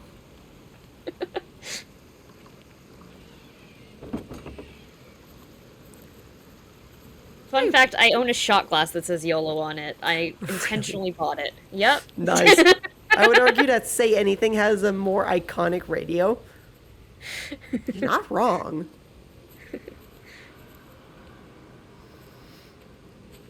Indie Villain says, I vote we blame this on Ethan Winters and call it solved. Yeah, you know, if I can put more blame on Ethan Winters for something. Okay, hold the phone. Hold the phone. We went around the other... We went this way to then this barn. What? Because we went that Did we way. loop back around? Yeah. We went this way to get to this barn, and now we came that way, and we got to this barn. What? Notes? Brain? Brain went forward on that one.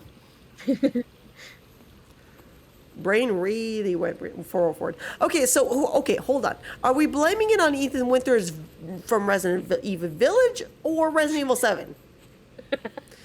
That is true. That is a very okay. Let's say Resident Evil 7, just Okay. because I feel like he's a better character in 8. So Yeah, he has more of a brain in 8 than he does in, yeah, in 7. he's not just like a blank slate. He actually has a personality. He makes jokes, which I find good compared to his. What you know, did you his think of the terrible twist character. about the rose in 4 pieces?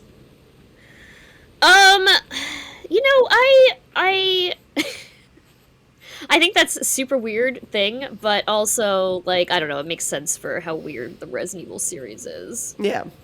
I think there's some stuff in oh yeah, Indy says so he's better when he was a mold man. Yes, I yes, 100%. Agreed. I like the twist of the mold man at the end of Village. I really enjoyed that twist. I was actually so angry at the end because I had been going through the entire game like, oh my god, I hate Ethan, he's the worst, and then I'm like, I get so upset because the game like makes me feel bad for him, and I'm like, oh my god, I can't believe they've done this to me. Yep, agreed. This character who I've been hating on the entire time, I actually feel bad for now. Agreed. Oh god. Follow the path, go through the ladder. Okay, we did that. Go to the left side of the barn and keep hitting towards. Okay, so now it's making me go right round topsy-turvy. Ecliptic, what are you doing with your life? You gotta play Village. So good. So very good. I always try to get people to play Village because it's such a good game. Such a good game. Yeah. Like, even just as an introduction to Resident Evil, even, like, I think it's a good game for that, too. To be fair, that was my first game as a Resident Evil game. Oh, nice. Mine was Resident Evil 5, which seems like a poor choice. But I did it co-op because I was scared of being scared. Okay, that's fair. Yeah. So what, you were Boulder Punching Man? Yes. Yeah, Chris Redfield, Mr. Boulder Puncher himself. I'm kind of mad that the entire marketing thing is all about Chris on the cover of Village, and he's like the worst decision in Resident Evil Village. Yeah. Absolutely the worst. Up, down, all around, topsy-turvy. Wham, bam, chicken combo.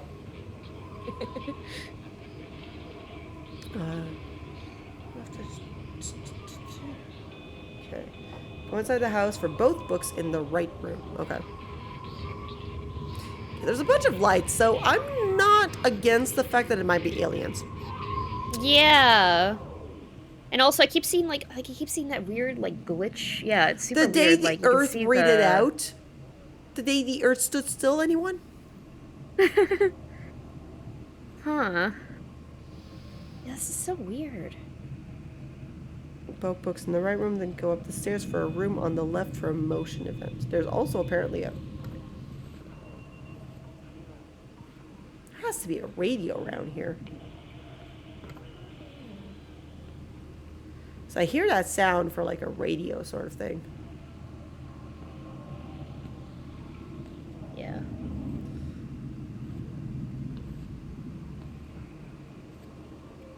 It's probably upstairs.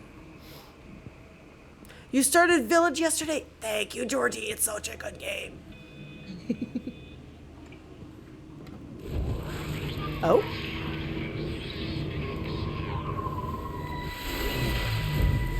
How's your sister, Frank? We've not spoken since the funeral. Ah, I see.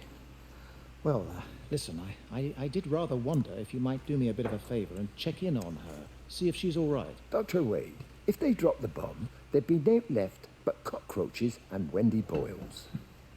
It's a bit odd, really. There's an old chap, John Coles, regular visitor at Lakeside, went walkabout sometime last night. Now it appears Mrs. Boughton has done the same. Enid? Well, that'd be clever. They amputated her leg last spring. Yes, that's the thing. It sounds like aliens then. I've also got a surgery full of people with nosebleeds and headaches. The council are saying influenza, but I've been practicing for 35 years and I'm not convinced. Six social distance. Pop by and see her. 6 feet apart. Do you really think she'd let me in? I mean, to be fair, COVID doesn't give I'll see her. nosebleeds Leave it to and me. headaches. Well, it gives headaches, I think, but And not Frank, nosebleeds. Call the hospital and get them to collect all this stuff. I It's been wondered 8 what months. time zone this must have been. Because influenza, that would have been 1918, so it's like, what time zone are we in? Are we jumping yeah, back I and didn't think forth? about that. Yeah.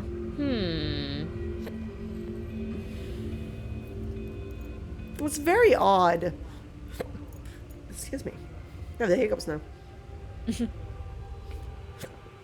And then go up the stairs for a room for an emotional event. Oh, Indy says supposedly 1984 is the year that this is set in. Really? Okay, interesting, because... Oh, God. I did not picture this as 1984. Yeah, I honestly didn't think about what time period it was set in until you mentioned it, and then I'm like, wait, okay, never mind. The technology isn't here for it to be a modern, storyline. True, yeah. It's bloody England. Can't just stop the train, stop people travelling about the place. I don't like it, Frank. I don't like it at all. And nobody liked it. No sense sweating cobs over it. Folk all riled about it, giving me grief. I didn't stop the bloody trains, did I? And did they give me any warning? No, they bloody didn't. Yesterday, it's all like keep 'em calm, Howard, minor disruptions, and today it's all government edicts and not until further notice, and you'll manage. Half the village has vanished. It's a couple of people. It's hardly half the village. Oh, right now. You forget I've seen things. I was in the Falklands. I tell you, I got out the old air raid siren to test it this morning. Air raid siren.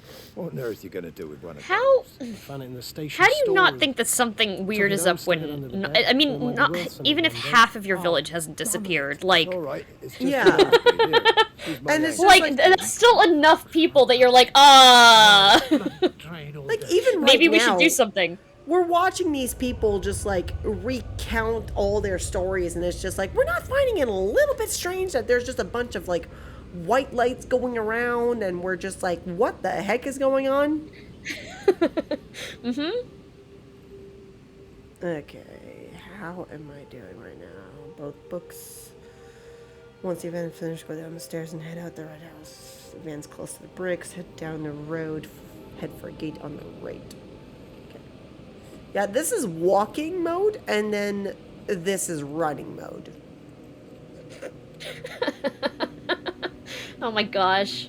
Yep, there's really not much of a difference. Not in the slightest. Always demons. Yep, we're blaming demons. I just want to give you a heads up. We're coming up on 3 hours and 30 minutes. Perfect, yeah. I'm cool to keep going, but you can let me know when you want to call it. So and, I have 1, 2, 3, 4, 5, 6, 7 more points for this page, and that's my last page to do it. So maybe once we hit that last point, we can probably end. Yeah, sure. Sounds good. Sounds good. Cool. Thank you so much for having me on here. It's been an absolute blast trying to get as many trophies in this game. I thought we were actually going to be able to platinum it maybe in 3.5 hours. Nope. But honestly, talking trophy hunting, it's just been an absolute wonderfully good time. Yeah, I've had a great time here today watching this, and despite the fact that we might not be able to get all the trophies tonight, it's been really awesome talking to you about like trophy hunting in general and just getting to know you, and yeah. Yeah, there was actually one stream I did back in November where I platinumed 10 games in one stream, but it wasn't like going from start to finish. It was more stuff that I had prepared on the side and was like, okay, I have like one trophy or two to get before the platinum. Nasty old bird, Wendy Boyles. Frank Appleton, you come back here and say that again. Our mother always said you were a bad egg. You'll come a cropper, you mark my words. Pardon me. Coughing fit.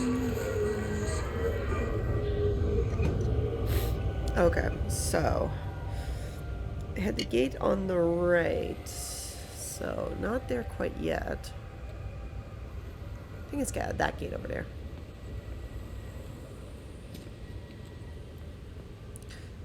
Not this one, no. As a fellow Canadian, do you have a favorite Canadian food? Poutine. Like, Poutine? Nice, nice, nice. Sorry, yeah. I have to say that I love doing the whole poutine fest whenever it comes to town, and trying to see what kind of poutines that they offer. But I'm very, very controversial when it comes to this. But my favorite poutine comes from Costco. Oh, interesting. I have not had their poutine. It's so good, and it's for $5. It's this big. Like, no joke. It is so big for $5 and so thick. Okay, we do not talk about the poutine and Cooking Mama. I didn't know that was in there. We do not talk about it. It is an abomination on earth. It is time to get a Costco membership. You gotta. It's so good. Get their poutine and get like half a hot dog. Best meal you can ever have. No, I got Cooking Mama as a gift, and someone wanted me to do it just because of the poutine. Okay, give me 2 seconds. I have a coughing fit coming. Yeah, no problem. I'm going to take this time to just talk a little bit about Lady Arcaders again. If you're not in the public Discord server, please feel free to, join that. Here's a link. The public Discord server just has announcements about when we're going to be holding events. So there's calendars that you can calendar that you can subscribe to in there. You can also get notifications when we go live. And also we'll be posting the archives there, and of course on YouTube, our YouTube channel. You can just search us up, Lady Arcaders. And if you're a woman in gaming and you want to showcase something on our channel, please feel free to visit our website to get the link to the application form. We'd love to showcase you. That's honestly amazing that you get to showcase so many amazing female streamers and everything. Yeah, definitely. I don't know what happened. It just died on me. Give it another And even if you don't want to submit a showcase at the moment, feel free to just request an invite to the private Discord server. We chat about all sorts of stuff on there. Not just video games, but we have some good gardening discussion going on right now. Good fashion discussions. On another bend. I can't police him. Oh, and I might get the boot for this, but I've never seen a Letterkenny episode. What's going on, Lizzie? Oh, I really enjoy that show. Yeah. I haven't seen the most recent season, so I'm not totally caught up, but I think it's worth watching. It probably is, and it's quite something to see that a lot of people do hold it as like the show. I hold a lot of Heartland as the Canadian show. I have not seen that, but I have heard good things. Yeah. A lot of the episodes kind of repeat themselves, and it's just like, okay, we're starting to wonder why people are just stupid. Okay, Cliptic, hold the phone here. Hold the phone. Yeah, I've never seen an episode of Letterkenny.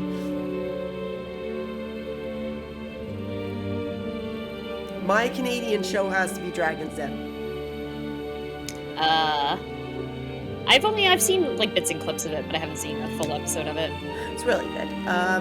I personally quite enjoy the fact that it's very centered on Canadian companies, trying to expand and everything. Mm-hmm. So I am not seeing where this is at this gate.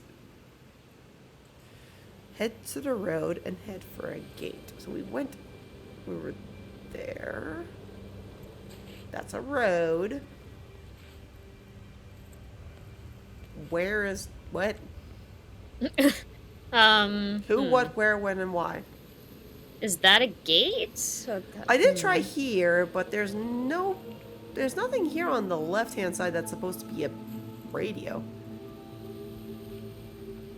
You do not find what Canada is through Letterkenny and Trailer Park Boys. What are you talking about? I'm also a big fan of Trailer Park Boys. I watched that show a lot.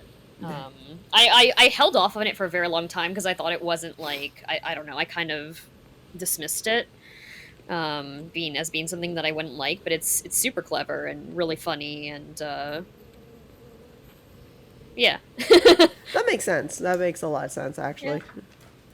Okay, so I'm going to put this as a note that I don't know where that is. Go to the barn for an event. What barn? There are so many barns. So many barns. Yeah, you know what? The barns are there, but there's also no animals, right? We haven't seen any animals in this area either. I mean, if the humans are gone, I can imagine that animals are also got the boot. Yeah, seems like it. Okay, there's a car. No radio. Oh, but this is the van I needed earlier. There's a radio here. Got the But it's not the one I telescope up and running needed. again, but the pattern has burnt itself onto the lens. It's soaking up light. I feel like I missed a and few steps. radiation, but not routing it anywhere. So I can only guess that it's Please use using the road it for as an energy car. source in its No. attempts to communicate. Road in a cornfield. Okay, this is my last point in all of I my wonder if I could boost the reception by using multiple towers. tips. So I'm gonna have to look at this later on. But at least we can stop here because it is the last one that I needed. There's that radio, and there's the little drawing here. Yeah. Yeah. So at least we got most of it. I know what I have to do later on to try and grab that. Okay, I'm gonna hit stop timer then if that is. Yeah, of course. Stop. Because I don't think Perfect. we'll be able to get any other trophies within any amount of decent timing. Okay. Which is well, a little bit unfortunate, but we tried to get as many as we could. It's more the fact that this game seems to be more collectibles oriented than anything sort of trophy wise. Not like My Name is Mayo or anything. Yeah. It was a nice chill game to have a good discussion alongside, and I think that was awesome. Thank you so much for showcasing that for us. Well, thank you very much for having me on here. And you know what? We're not going to look at this little drawing. We're going to look at something very, very pretty. Let's look at that. There we go. There we go. Is there anything you want to say? You want to shout out anything before we finish up here today? Well, if anyone liked the vibes of what I produced today, this is normally what we try to do on my channel on Twitch. We very much do a lot of trophy hunting. Well, at least not a lot. We do all trophy hunting every single stream. We try to get as many platinums as we can. If you like what you see, there's also on YouTube, I make videos called Should You Platinums. I only have several at the moment, but I'm trying to expand as the year goes on. And yeah, right now we are currently going through Elden Ring, Life is Strange: True Colors, Resident Evil 7. So we've got a very much big variety of it. And I really want to thank Lady Arcaders for having me on here today. It's an absolute honor to be on such a showcase to promote not only female streamers, but trophy hunting, which isn't getting a lot of traction in the world right now. Yeah, awesome. And like, it was so nice having you on. Hopefully we see more of you on this channel. And again, I would thank be you absolutely so honored. much for being on. Yeah. Okay, everyone. So we're just gonna switch back over now. Please go give Mortal Paralight a follow. I did a little shout out there. I thoroughly So appreciate it. please go do that. And yeah, I'll see you all soon. Be back. Bye. Bye, everyone.